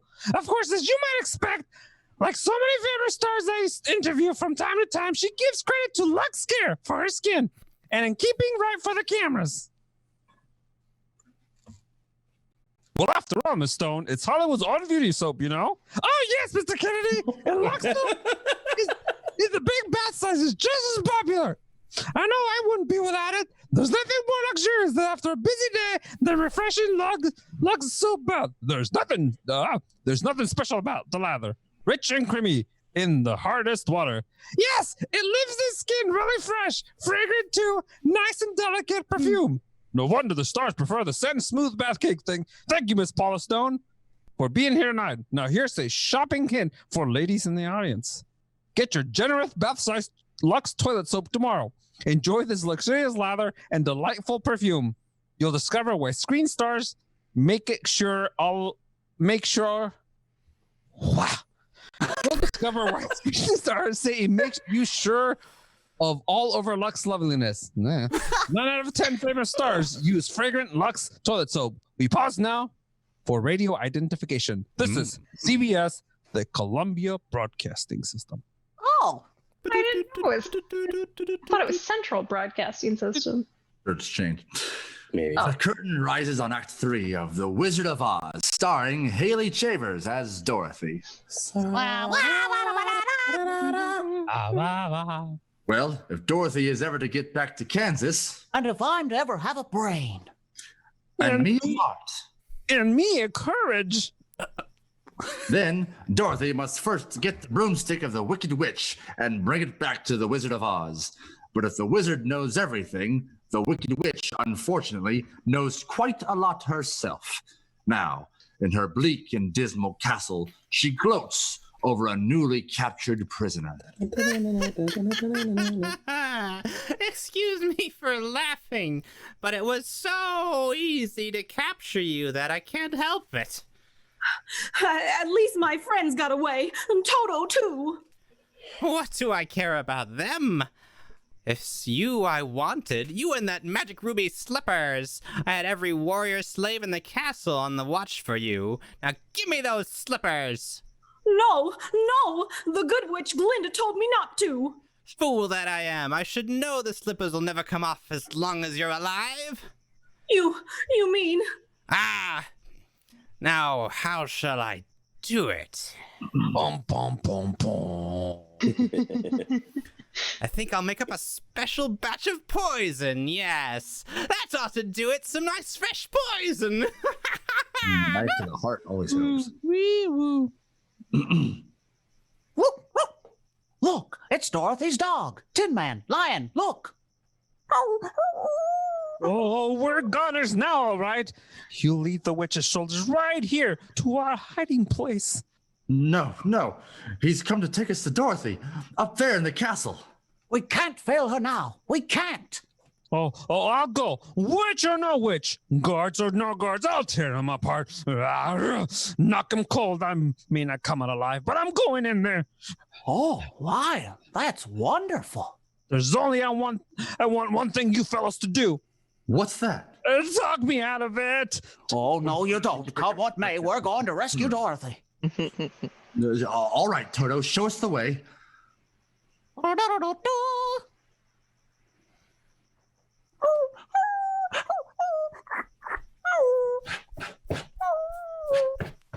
This is the room. Toto sniffed her out. Dorothy? Who is it? It's us. We've come to save you. Open the door. I can't. She locked me in here. Tin Man, your axe. Chop down the door. Well, that'll make noise. And the guards. Who cares about the guards? We'll save you, Dorothy. We'll save you. She'll be back any minute. Hurry, please. Here goes the door. Stand back, Dorothy. Oh, I knew you'd come for me. I knew it. Oh, and Toto, too. Toto. Oh, we'll have you out of this castle before you can say Jack We're all Rob. going so soon. You- The witch! This is the Wicked Witch! Why, my little party's just about to begin. Guards, seize them! Seize them! Orders us around all the time. Thought you were being pretty foxy, huh? Now I've got the whole lot of you. Let's see. How shall I start the fun? You first, Scarecrow. How about another fireball? Oh, no, not fire! Not fire!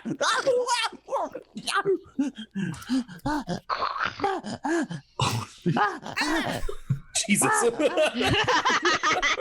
What is happening?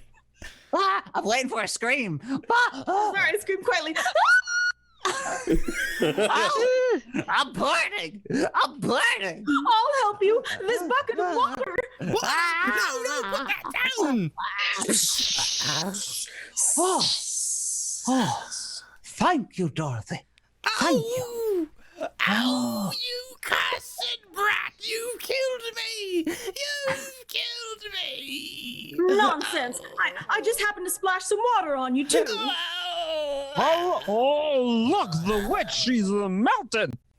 Oh, what a world! What a world! Who would have thought a good little girl like you could destroy my beautiful wickedness? I'm going fast! Oh. Oh, holy shit, that girl just killed a grown-ass woman. Damn. Could you believe it? Fuck. He's gone. God. Look, nothing but a little steaming puddle. She's dead. You killed the Wicked Witch. Oh, but I didn't mean to kill her. I didn't know water would do that. I had no idea. You don't understand. Now we're all free. She enslaved us. Now her spell is over. Of us is broken. Yeah! Yay! All hail to Dorothy. The Wicked Witch is dead. Hail, Hail, hail! hail, hail. Ding, ding, ding. Wish the wicked witch. Wicked Witch is dead. The wicked Witch is witch dead. is You dead. sleepyhead. Wicked Rub Witch your is eyes. dead. Get out Happy of bed. sleepyhead, rub your eyes out of bed. What is love? Below, below, below. Oh, thank you. Thank you. And if you don't mind, may I please have a broom? Oh, well, here. Take this with you. Oh, now we can go back to the wizard. And tell him the witch is dead. Onward to Emerald City. I still can't believe my eyes. You've come back. Come back to Emerald City. And we did exactly what the great Oz told us to do. Here's the witch's broomstick. And now, if you don't mind taking us to the wizard. You see, he promised us he'd. But promised you a broomstick? Oh, what an unhappy situation. Unhappy? After all we've gone through? Oh, I'm glad there's no one else here around to see this. See what? Hear this, sorry. Hear what? Oh, little girl, there is no great and powerful Wizard of Oz. That is, I am the wizard. But he spoke to us himself. Oh, I spoke to you. It was no great trick or a dark room, a few smoke powders. Your own imaginations did the rest. Why, you humbug! Exactly. Oh, you're a very bad man. No, my dear, I'm just a very bad wizard. What about the heart you promised Tin Man? And the Scarecrow's brain. Well, anybody can have a brain. That's a very mediocre commodity. Well, I don't have one. Well, then listen a moment.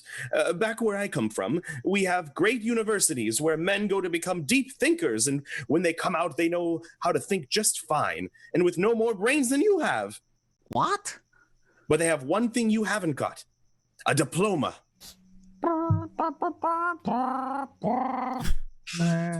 Therefore, by virtue of the authority in me vested by the Universitatis Comitium, I hereby confer upon you the honorary degree of THD. THD? Doctor of Thinkology. Here's your diploma. Oh, Scarecrow, how wonderful. But what about me? I'm still a coward, I think. Of course not. You are merely under the unfortunate delusion that because you run away from danger, you have no courage. A simple matter of confusing courage with wisdom. Oh, joy. Oh, rapture. I've got a brain. Ha ha ha. Back where I come from, Lion, we have men who are called heroes, yet they have no more courage than you have. But they do have one thing you haven't got: a medal. A medal? I don't know. Therefore, for meritorious conduct and conspicuous bravery against wicked witches, I award you the Triple Cross. The Triple Cross? Wow, shucks, it was nothing. You are now a member of the Legion of Courage. As for you, my galvanized petitioner, you want a heart. You don't know how lucky you are not to have one. Hearts will never be practical until they can be made unbreakable. I still want one. Back where I come from, there are men who do nothing but good deeds all day long, and their hearts are no bigger than yours. They're called philanthropists, but they have one thing you haven't got: a testimonial. Testimonial? Therefore, in consideration of your kindness, I present you with this small token of our esteem and affection. A heart? It is a heart. Just remember that a heart is not judged by how much you love, but by how much you are loved. Listen, it ticks. My heart even ticks. But what about Dorothy? You still want to go back to Kansas, Oh, I do. I wish I could help you, child, but I can't. You mean I'll never get home? But it's really rather pleasant here once you get to know the place. And we want you to stay, Dorothy. You see, we love you. You and Toto. Oh, and I love you, but what am I to do? What was that? Oh, look at what's coming. A bubble? Who's been blowing bubbles around here? Hey, there's somebody in it. Oh, it's Glinda. Glinda, the good witch. Oh, help me. Help me. You don't need my help, child. You've always had the power to go back to Kansas. I have? Then why didn't you tell her before? Because she wouldn't have believed me. She had to learn by herself. Have you learned, Dorothy? Well, I think that it wasn't enough to just see Uncle Henry and Auntie Em, and that if I ever go looking for my heart's desire again, I won't look any further than back on my own yard, because if it isn't there, I never really lost to begin with. Is that right? That's all it is, my dear. Now, your magic slippers will take you home in 2 seconds. That's wonderful, too wonderful to be true. Only it's going to be so hard to really say goodbye. I love you all so much. Goodbye, Tin Man. Oh, don't cry. You'll rust so dreadfully. Now I know I have a heart. It's breaking. Oh, goodbye, Lion. I know it isn't right, but I'm going to miss the way you used to holler for help before you found your courage. I never would have found it if it hadn't been for you. And Scarecrow, I think I'll miss you most of all. That's right. Fuck you guys. Goodbye.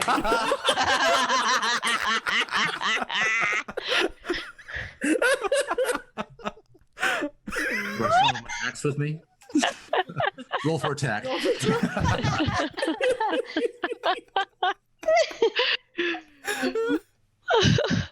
Are you ready now? Yes, I'm ready. Say goodbye, Toto. Now close your eyes and think to yourself, there's no place like home. There's no place like home. There's no place like home. There's no place like home. There's no place like home. There's no place like home. Dorothy! Dorothy, child! Oh, wake up! Oh, please wake up! No place like home. No place like home. Oh, it's Auntie Em, darling. Oh, Henry, look, she's opening her eyes. Oh, Auntie Em, it is you. Yes, darling. Do, do, do, do, do, do. Hello there. Can I come in? I just dropped by because I heard the little girl got caught in the big cyclone. Got a bad knock on the head, Professor Marvel, but she's coming around now. We thought for a minute she was going to leave us. Sure had us worried, Dorothy. Why, you remember me? Your old pal, Hunk? Oh. And me, Hickory? You wouldn't forget a face like me now, or could you? Zeke, I must have been dreaming. I was in a place far away, and you were all there. We were. But you couldn't have been, could you?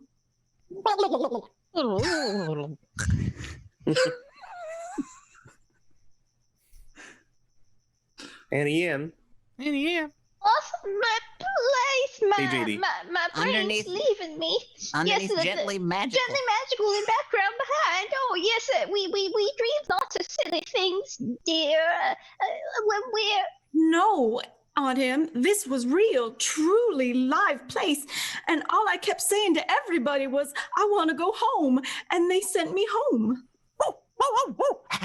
Oh, Toto, you believe me even if nobody else does. Of course we believe you, Dorothy. Oh, well, anyway, Toto, we're home. And this is my room. And you're all here.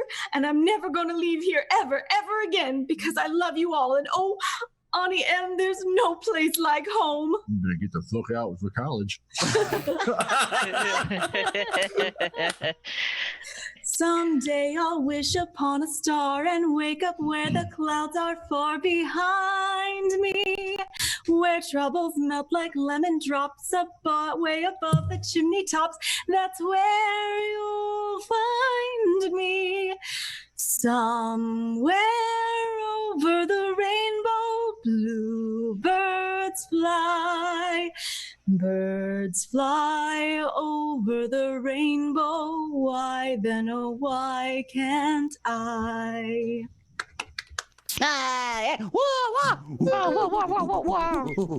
Goodbye to the Wizard of Oz, and congratulations to our lovely star, Haley Chavers, and those remarkable characters from the land of Oz. Haley, we can't tell you how much we appreciate your giving up Christmas with your family to appear at the Lux Radio Theater. Oh, thank you, Bill. But I didn't really, you see. I brought my 3-year-old, my 4-year-old daughter, Liza. Holy Said shit. 3 in the script, but she's really 4. Well, gosh, I'd like to meet her. Oh, I'm afraid you're too late. Cowardly lion. Liza fell in love with the scarecrow. He's Damn right. teaching her to dance. Well, where is he? I'll put up this first. I'll fight him with one paw tied behind my back. Imagine, only 4 years old. And has 2 men fighting over her already. Well, that's because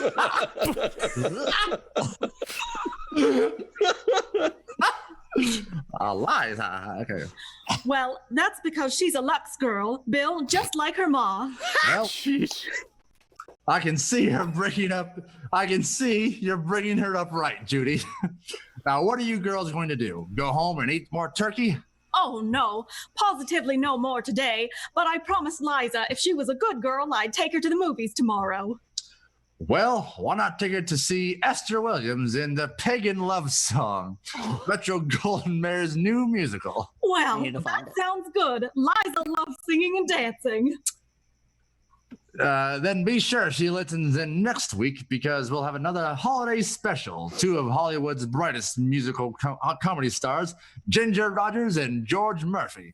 And we'll present them in Metro Golden Mare's recent musical screen success, The Barclays of Broadway. Oh, well, we won't miss it, Bill. Good night. Good night, Haley.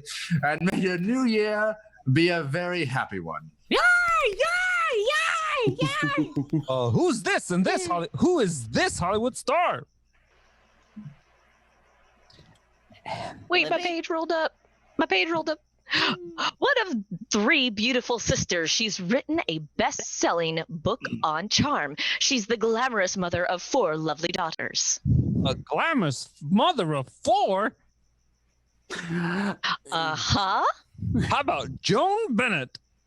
Right. And the girls are always as perfectly groomed as Joan herself. Of course, she insists on luxe care for all their washables as well as her own. Everything from dainty party dresses to 2-year-old Shelley gay cotton play clothes. Hollywood stars love gentle luxe because it keeps colors looking new so much longer. Take a tip from Joan Bennett. Get a big box of Luxe Flakes tomorrow. Give all the children's Christmas washables that lovely luxe look. Hey, And also, it was amazing because we have a raid of 23 from Catherine Lynn. Thank you so much. Thank you, Catherine. Thanks for joining us. We've got one more short radio play Yeah. to come, so stick around. Have some laughs. All right, and for those of you who are following along, this is time to flip to the next PDF. Oh yes. Oh yeah. Can we post those links in the chat again so everybody's up to I snuff? have a very long link, but this is here we go. Oh, I mean too, but I don't brag. Yuck, yuck, yuck, yuck. Yuck. Hold on. You don't brag? That was Cucumber? reflex. That wasn't even funny. I said you don't brag? I feel like that's a lie. No, that's true. Oh yeah, I don't have the abbreviated link. That's beep doop. There we go. You know, not every boy needs to have an abbreviated link. You know, it's just as healthy to have an unabbreviated link. That's true. Listen to my good friend, Tiny Earl. God loves you both. If you got the short link or the long link, whether it's cut or uncut, doesn't matter.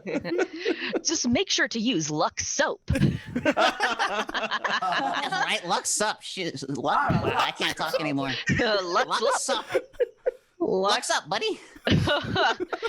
You need a nap, Cucumber. I do need a nap. It's And been he's a got the long most day. lines coming up. Oh, I dear. sure do. Mr. All right, we're Tweedy. about to start our third and final short radio play for the evening called The Fabulous Dr. Tweedy. That's the name of the show. The name of the episode is A Friend in Need. Now let's go down the line and say who everybody is playing. And I'm Chunk. I'm playing Grandma. Grandmama. Grandmama. Oh, that's it. That's all I'm doing. Cool. Thank you for the cheers, Sir Eldor. Oh, thank you. I'm you. Ryan again. Go give him a hug for me right now. Right now? Right now. Okay. Right meow. Thank you. And I will be playing Rupert Hipple. What was That that? sounds. Rupert I think it's Hipple. hippie. I look Hipple. It's hippie. I see hippie. I see I hippie. see a dotted eye. Really? Tack hug! Yeah, it's hippie. Oh, okay. Okay. I was viewing it smaller Yeah. Oh, when it I is saw it hippie. the last time. Hippie. I'm Dino, and I'll be playing Howdy Pfeffer and John Highstand. I'm Diva, and I will be your narrator and calling out everything for everybody. Yes, our stage manager. Now, you can, of course, interact with the show this evening. You can do so by donating $10 for any one of us to do an accent or impression of your choice. We're probably not going to be good at it, and that's half the fun.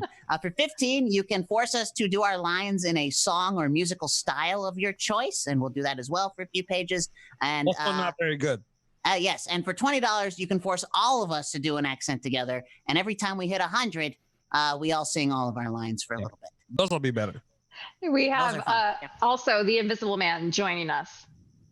Ooh. I got a tie. Oh, man. You're like a chameleon. On a switch. Woo! All right. Are we ready? No, I think he likes his Alrighty.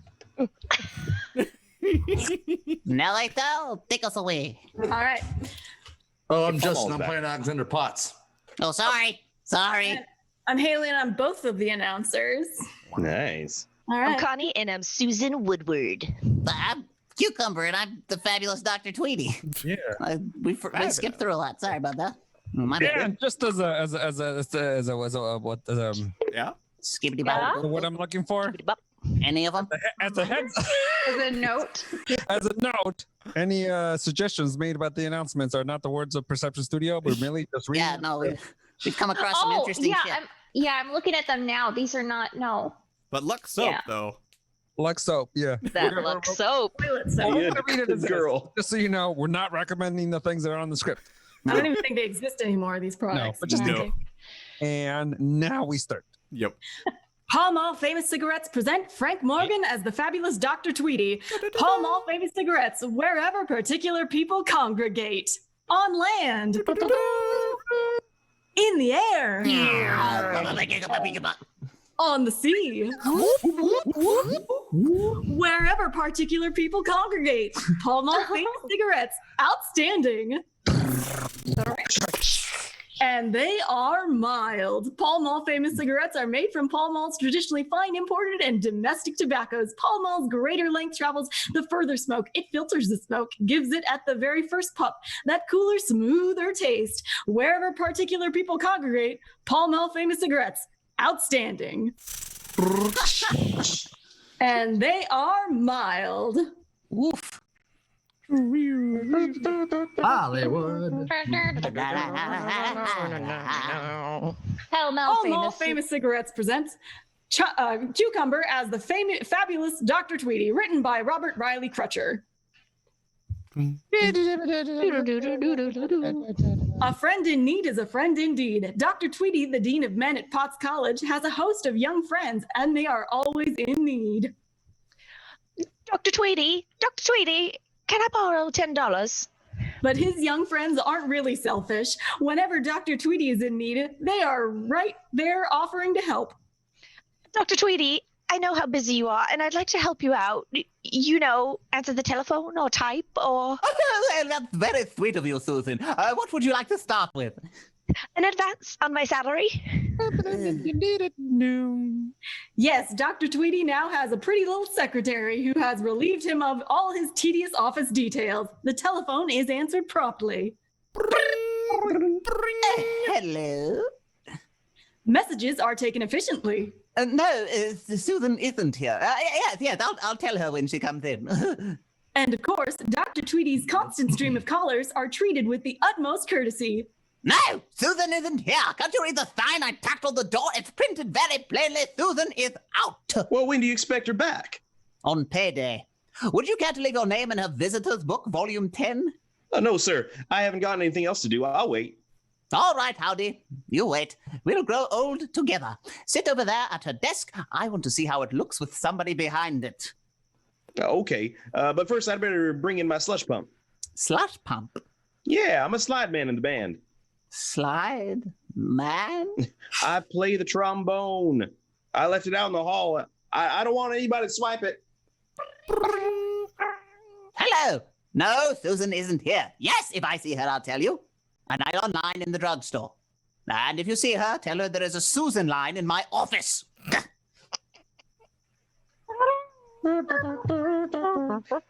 Dr. Tweedy, what about that school song? What do you mean? I didn't even know we had one.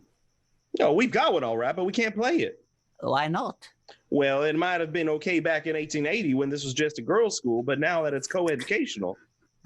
What's the name of the song? Gentle Maidens. Gentle Maidens. How does it go? Get this. Gentle maidens, proud and true, pure as snow and sweet as dew. Oh dear, that will never do. How do you think that would sound on the football field? Yes, you're quite right. We'll have to have some new lyrics. But the lyrics are the best part of it. Just listen to the music. Listen to the music.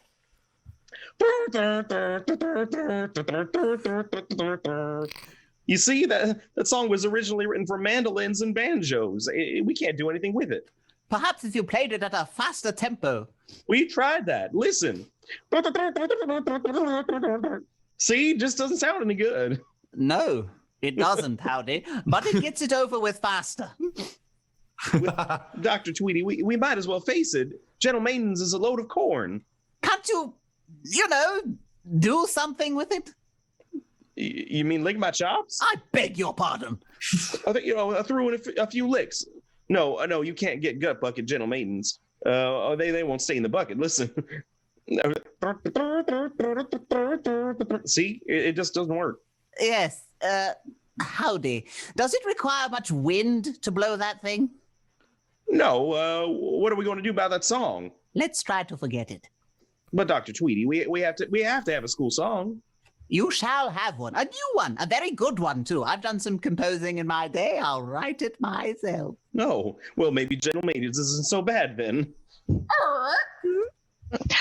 I'm back, Mr. Tweedy. Oh, hello, howdy. Oh, Susan. The band sent me over to see about getting you to be drum majorette for us. Me?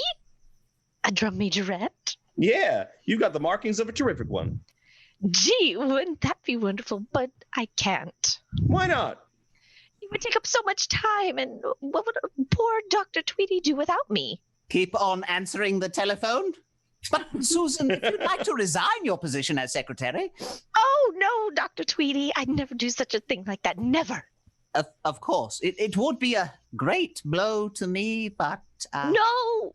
I wouldn't do that to you. I need the money. Can you spin a baton? Sure I can. Dr. Tweedy, where's your cane? No, not in the office. Here it is. I'll play something for me, howdy. Okay. See? Stop! Throw it in the air, too, and catch it. Watch. Look out for that vase! That vase! Well, I've got to get back to band practice. Oh, wait for me. I want to see the costume. Wait, howdy! You left your trombone. Slash pump. Doesn't look like it's hard to blow. Ow! Ow!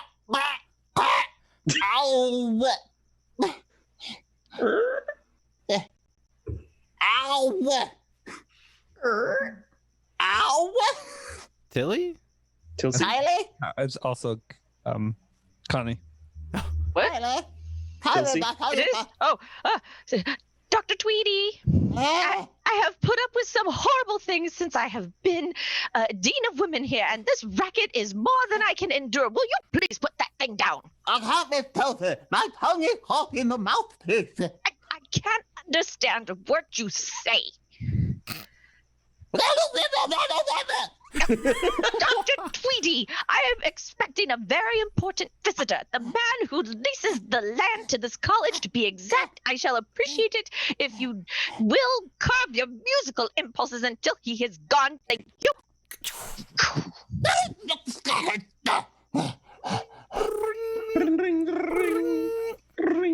Hello? No, Susan isn't here. Would you kindly leave a message? Oh, won't you sit down, Mr. Hippie? No thanks, Miss Tilsey. Not staying long, just dropping by your office to tell you the news. News? Yes, your lease on the grounds here has expired and I'm not renewing it.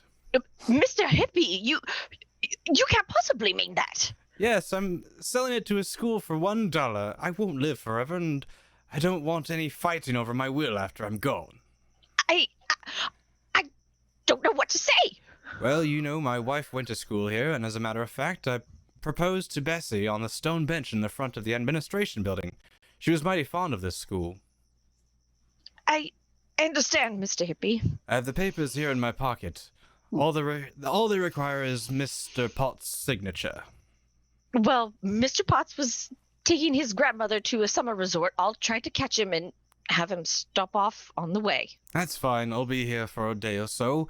Well, I think I'll take a little stroll around the campus. I like to watch the students, and I want to sit a while on that old stone bench. Excuse me, young lady. Do you mind if I share this bench with you? No, sir. I'm waiting for Howdy Pfeiffer. Your sweetheart. Your sweetheart? Not yet. I haven't had time to work on him. May I ask your name? Susan. Susan Woodward. You're the very image of my wife. Your wife? 50 years ago. Oh. First time I saw her, she was sitting on this bench, just like you. She was a music student here. Interested in music, too. You are? The slide trombone. Howdy plays it like an angel. I'm going to be a drum majorette in the band. Let me show you my costume. I have it here, in this bag. Papers. There, isn't that something? Isn't it gorgeous? Yes, beautiful. Oh, here comes Dr. Tweedy. I want to show him. Dr. Tweedy! Dr. Tweedy! I don't want to talk now, Susan. My tongue is sore. Look at what I'm going to wear! Very pretty, a very pretty hair ribbon. Hair ribbon? This is my drum majorette costume. That thing? Isn't it simply gorgeous? Yes, what there is of it. It's a two-piece. It's too little. You can't be seen in a thing like that. Oh, shit. Yes, I can. That's what I mean. You can't wear it. But he likes it. He thinks it's all right. He? Who's he? This man here on the bench. He said he was beautiful. Oh, he did he? Well, sir, a man your age ought to know better. Please, Dr. Tweedy. I said no, and I mean no. Don't raise your voice to that girl. I'll thank you to mind your own business. Do you know who I am? I am Rupert Hippie. I never heard of you. You will. What are you doing on our grounds, anyway? I came here to sell for $1, only $1, mind you. Oh, a peddler! To sell for only $1 the land which I had been leasing to Potts College for 50 years. That has nothing to leasing? Sell? But if a horse and buggy fuddy-duddy like you is going to spoil all the fun for the students, I think I'll change my plan. Good day, sir. Dun dun dun. Dun, dun, dun. Mr. Hippie, wait a minute. I assure you, you misunderstood my motives about the costume. What's so funny? I'm no prude. I was only thinking of the football team. How could the poor boys keep their minds on the game with Susan strutting around in that costume? Ha ha ha! Jesus. Night, GG. You also don't read these ahead. We don't read them ahead. Nope. This is a cold read, guys. Yep. Sorry. The coldest. This sweater's getting awful sweaty. Steamy, getting steamy. You see, we want the boys to win. With her on the field, they'd get their signals mixed. Well, maybe I was hasty. Of course you were, and a little thing like that wouldn't stop you from giving the land to the school. Well, no. You see, I'm very sentimental about this place and its fine old traditions. My wife wrote the school song. Ah, she did. She did? Well, only the lyrics. Your wife wrote Gentle Maidens? It's nice to know that song will live with the school forever. Such a beautiful song. Yes, it haunts me. Gentle maidens, proud and true, pure as snow and sweet as dew. Pure as snow and sweet as dew. What beauty, what poetry, every word a gem. You have a fine voice. Go ahead, sing the rest. The rest of it, no. The first lines are so beautiful, I'd like to go over and over them. We'd better get to my office. Dr. Tweedy, I got my trombone out of my That's me. Oh, sorry. Dr. Tweedy, I got my trombone out of your office and I... Go away, Howdy. Can't you see Mr. Hippie and I are harmonizing on our beautiful school song? Beautiful. You said it was... Gentlemen Let it go away, proud and true. But you said... Goodbye, Howdy! You said it was awful. You said you junk it and write a better one yourself. Junk. My wife's lyrics. Of course not, Mr. Hippie. I wouldn't touch a word of your wife's junk lyrics. It's just that I thought we should give them the magnificent musical setting they deserve. The words are perfect. It's the music that's junk. Your wife didn't write the music too? No. Ah. I did. A magnificent melody, gentle maidens, proud and true. Before Frank Morgan continues, here is Ernest Chappell.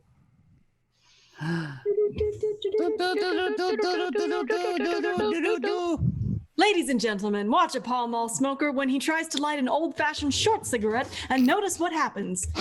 Unconsciously, he holds the flame a good half-inch beyond the tip of the short cigarette. He's looking for something that isn't there. He's looking for Pall Mall's distinguished length and shape, the streamlined Pall Mall design. Outstanding. And they are mild. Outstanding. Pall Mall is smoother, and they are mild. Outstanding. Pall Mall is cooler, and they are mild. At the very first puff, Pall Mall's greater length travels the smoke furthers, filters it naturally over longer route of Pall Mall's traditionally fine tobaccos. Yes, Pall Mall's greater length filters the smoke, gives it at the very first puff that cooler, smoother taste. Pall Mall famous cigarettes. Outstanding. Brrr. And they are mild wherever particular people congregate. Pall Mall famous cigarettes. Outstanding.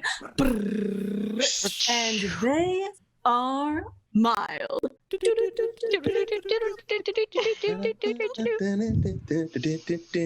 Well, if anything, I'll remember they're mild.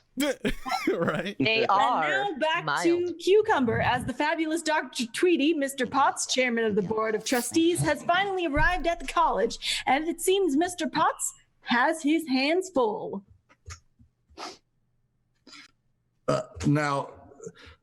Shit, what voice? Sorry.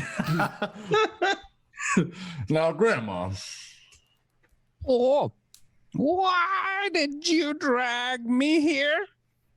You knew I wanted to go to Gooseneck Lake. Yes, Grandma, we're going to Gooseneck Lake, but first...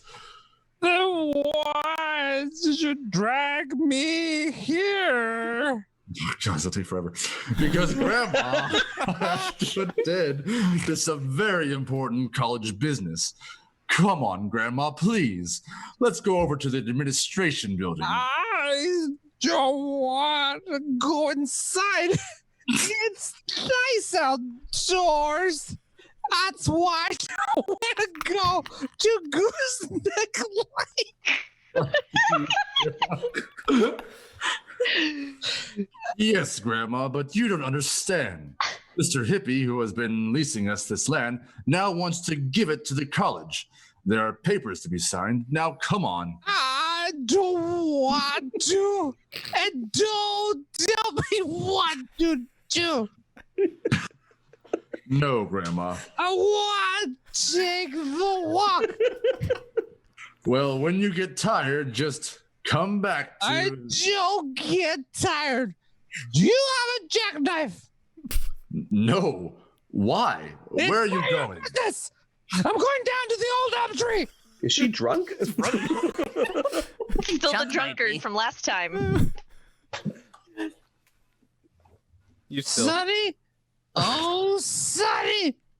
Madame, are you addressing me? Do you have a jackknife, Sonny? No, what are you doing to that tree? You have eyes, haven't you? Can't you see I'm carving a heart with my initials on it? At your age? Every 10 years or so, I have to clean it out. Oh, a boy knife carved it here in 1860. I would like to bring to our attention Savage Stalker OTHP. Thank you so much for your donation of $10. For Cucumber, Charles Nelson Riley. But if you don't know who that is, Cary Grant. I remember both of those people, but not off the... Hold on. Charles Nelson, right? He always used to grab his and go, Well, you know. All right. Hold on. Very flamboyant, you know. Yeah, wait 2 seconds. Google? Yeah, just give it 2 seconds. Fucking use your words, man. That's what I want. Not bad. Yeah. All right. Yeah. I guess. Hold on. Okay. Oh, and then you are one of the original students here. I'm not even close. I should have married him. Why didn't you? I wanted to say, but my family made me marry a millionaire. Oh, that's too bad. All he could think about was work. He was a bustle king. You mean he hustled and bustled? Ah! Yes, but I should have married Elmer Spriggs. He was a poor farmer, and how he could drive a buggy with one hand. Well, we're always happy to have our old students come back and visit us. Make yourself at home, and if there's anything you want, just call on me, Dr. Tweedy, Thaddeus Q. You are a very polite and considerate boy. Boy, thank you. I wish I could say as much for my grandson. Anything you wish, anything you desire, just call on Dr. Tweedy. Oh, hello, Mr. Potts. Well, come in, Mr. Tweedy. What the fuck? Sorry, I forget what voice I was using for. I was just waiting here for Miss Tilsey. She's out trying to find Mr. Hippie. I suppose you've heard the good news? You mean about giving his land to the college? Yes. Mr. Potts, did you know that Mr. Hippie and his wife wrote the school song? Yes, everybody knows that. Why? Well, I didn't. Yes, go on, Tweedy. Well, I made a few unfortunate remarks to him about the lyrics, then I followed through with a few unfortunate remarks about the music. Yes, go on. Go on, tell me the rest. I know you're a busy man, Mr. Potts, so I'll get right to the point. I don't think you will get the land for $1. Do you know what that means? Yes, we will have to pay a higher price or be evicted. Where will we get that money? Well, Mr. Potts. Don't look at me. You've always been a generous man about. You keep your hands out of my pocket. I've been a sucker long enough. You'll have to just find a bigger sucker. That won't be easy. I'm washing my hands of the whole matter. No more Potts money is going into this school. You'll have to promote this yourself. Well, how does one go about promoting? Well, first, you find someone who has more money than he knows what to do with. Then you take it away from him. But that's robbery. If you talk them out of it, it's charity. I could be very persuasive if I tried. You better start being persuasive with someone of the wealth alumni. Wealthy alumni? Someone who married a millionaire? That's right. An old lady, perhaps. An old lady should be a cinch for you, Tweedy. Mr. Potts, I think I know just the person. Who is she? She went to school here a long time ago. Then go to work on her. Play on her sentimentally. Oh, she's very sentimental. Well, that's half the battle, Tweedy. Tell her how the hollowed hulls will be torn down. Brick by brick. Nyah. The lovely lawn will be trampled. Blade by blade. Nyah. Why, if you handle her right, she'll leave every cent she has to the college. But what about her relatives? A wealthy old lady always has relatives. Yes, some greedy guy just waiting to get his hands on her money. Point that out to her, Tweedy. Play it up big. Leave it to me. When I'm through, your money problems will be over. Nyah. Well, hello, Sonny. Are you back again? Yes, and see what I brought you. A jackknife. Here, let me help you clean out those initials. Thank you. I should have married that boy. You made a son of a billionaire. You said he was a millionaire, didn't you? All he could think about money. Ah, what a shame. And my grandson is the same way. You aren't a grandmother. I'm a great grandmother. No, you're fooling. You, a great grandma? Impossible. You don't even look old enough to be a grandmother. I am 94. 94? You're really 94? Well, that's what I tell people. I'm really old, but I'm really 96. Unbelievable. Sonny, I wish my grandson were like you. He was supposed to take me to Gooseneck Lake. You'd have taken me to Gooseneck Lake, wouldn't you? You'd be there this very moment. Yes! Riding on the speedboats. The way he acts, you'd think that all the money was his, but it's mine. And he can't wait to get his hands on it. No, the ungrateful, greedy wretch. He's the pompous fathead. Have you ever thought of leaving your money to a worthy cause? What's a worthy cause? Think of the happy days you had here in school when you sat right here under this tree with the boy you loved. What memories! If this tree could only talk. I'm glad it can't. Jesus. Dear old Potts College, around me shall harbor and sadness or glee till life's sweet dream be over, sweet memories of thee. That's nice, Sonny. Recite some more. Some more. Let's see. Yes. How beautiful is youth, how bright it gleams with its illusions, aspirations, dreams. Book of beginning, story without end. Each made a heroine and each man a friend. Here's the office right here. Mr. Potts will certainly be surprised. You bet he will. Oh, I don't believe I caught your name. Just call me Grandma. Well, Mr. Potts, very, very witty. I came, I saw, I conquered. Tweedy has done it again. This gracious lady is the new benefactor of Potts College. Tweedy, you've... Leaves you speechless, doesn't it? You got her to give you an endowment? Yeah, he did. Exactly. Grandma is leaving every cent of her tremendous fortune to Potts College. Aren't you, Grandma? You bet I am. Oh, no. Oh, yes. Oh, Tweedy.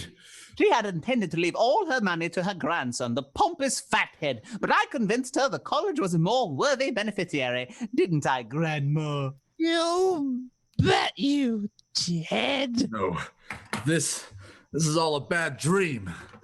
Just think, Mr. Potts, this college is now completely independent. Isn't that wonderful? Doesn't that make you happy? Grandma, you're the most wonderful person on earth. Oh, Grandma, why? Why? Because you didn't take me to Gooseneck Lake, that's why. Besides, I like this college. I like Dr. Tweedy. It serves you right, Alexander. Alexander, then you know Mr. Potts? Tweedy, this woman is my grandmother. Oh, you mean you are the pompous fathead? Yes. I mean, no. Oh, well, I don't want to interfere in any of your family affairs. I'll leave you two alone.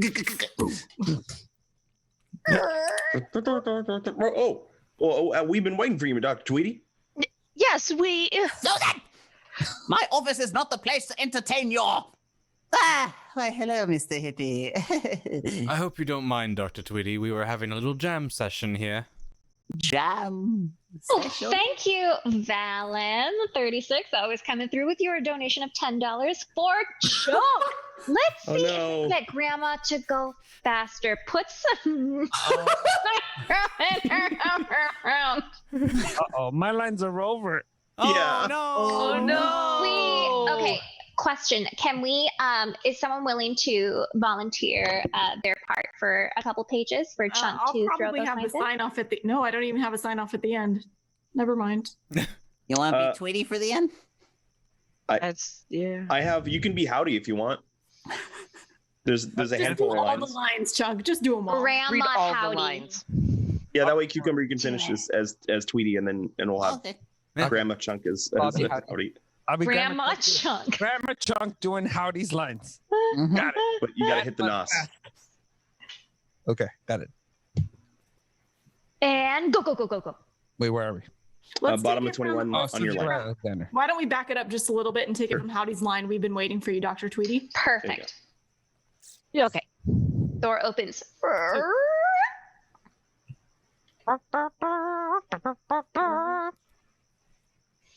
Howdy. Junk? I don't think he was listening. Howdy. Oh, sorry. We've been waiting for you, Dr. Tweedy. Yes, we.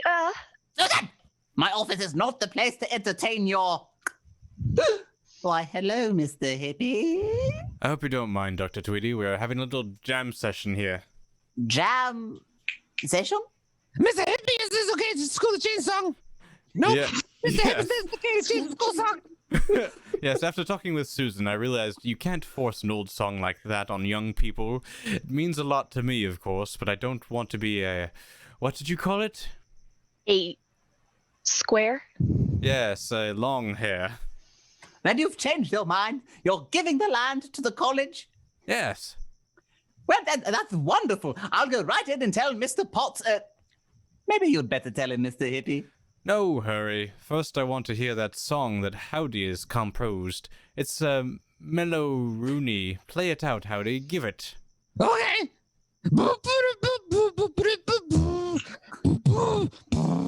Wait a minute. Is that thing hard to blow?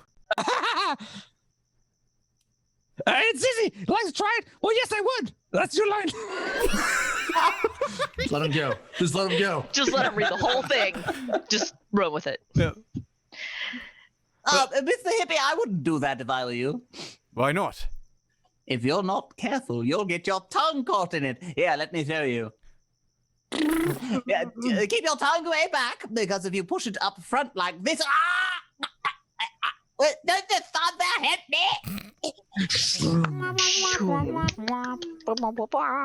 Van Woman will be back in just a moment with the thought of the week, but first here, let's dance. Here's Dan Kronk. Oh, wait, there is more. Yep. Oh. Chunk, do you want to do the announcer lines? Yes. Yes. Yes. Yes. Whatever Yes. particular people concrete, Pell Mill famous cigarettes, outstanding drum roll. Fair mile. Pell Mill frizzy cigarettes are made from Pell Mill's traditional imported domestic tobaccos. Pell Mill's greater length travels to smoke further over the long run of Pell Mill's traditional tacos. It filter smoke gives it the first puff of cooler smoke rate. Pell Mill famous cigarettes, whatever particular people concrete. On call, bugle call, in the air, dive bomber, in the sea, whoop, whoop, whoop. Whatever the particular people congregate, it's Pell Mill cigarettes, tremble over the and they're mild. And again, it's Frank Warmer with the thought of the week. Today's topic is love. For what's love that makes the world go round? Love is gonna make it beautiful, sweet, serene, and it comes marriage. Which made me do the thought of the week. It's better to have loved and lost than much better. It's better to have lost than lost. Much better. Be with us again at the time when Pell Mill Family Cigarettes presents Frank Mormon, the fabulous Dr. Tweedy. Mr. Program appears the courtesy of Richard Goldwyn-Meyer, producer of the Dan musical The Holiday in Mexico, starring Mr. Morgan, Nana Bays, Miss Dilsey, Frank Alberson, and Sonny Gill, Gordon Potts. Amber just walked out of the room because she can't stand it anymore. Mr. Happy Jane Morgan, Grandma. Music was composed and directed by Elliot Daniel. Now this is John Heiston saying, good night, Pelmo Famous Cigarettes. The Frank Book is taken to you by Hall from Hollywood. This is NBC, the National Broadcasting Company. Boom, Oh boy. Oh my god. Someone give me some tea. Now for legal. Someone give us some tea. I was man. half expecting that the grandma and hippie would have something connected too, but Oh yeah. That's what I thought too. Yeah. I thought it was like their long lost love, and that's how it was gonna go. Yeah. I was Tune in next thoroughly week. uncomfortable. Yeah, my voice was a mistake. Oh my gosh. Oh my Keep god. Trevor walking away. Leaving. I think Chunk Grandma is my new favorite thing. Yeah, that was Yep. ridiculous. I love the shaking. Where's Sonny? so good. Oh my god. I swear said that knocked like 10 years off of Chunk's life. That is not true. Not wrong. Well, thank you, everybody. Thanks for tuning in for Trashterpiece Theater. We will see you next week. And of course, watch for the new schedule to be posted sometime between now and Sunday. That'll be up in the Discord and on our socials, probably. And always join the Discord so that you always know what we're up to, because we have all kinds of new stuff popping in and out. Lots of surprise streams throughout the week. But the next thing on the actual schedule, I believe, is Cinephilia, no? Is Tabletop for Doing That happening? Oh, yeah, Tabletop for 2 on Sunday. Tabletop for 2 on Sunday. That is the cutest name of a show ever. Tabletop for 2. Who we rated? We are Well, going to we're gonna- raid I Am Brandon. Looks like he's playing some Animal Crossing. Woohoo! I'm fine. Yeah. All right, I'm going to start that raid right now. All right, everybody, make sure you go with lots of love. Give them all the support. And yeah, have a great night. We'll see Thank you for all the donations, and see you guys. next time. you. Guys, thank you for coming. Bye. Ryan's doing baseball.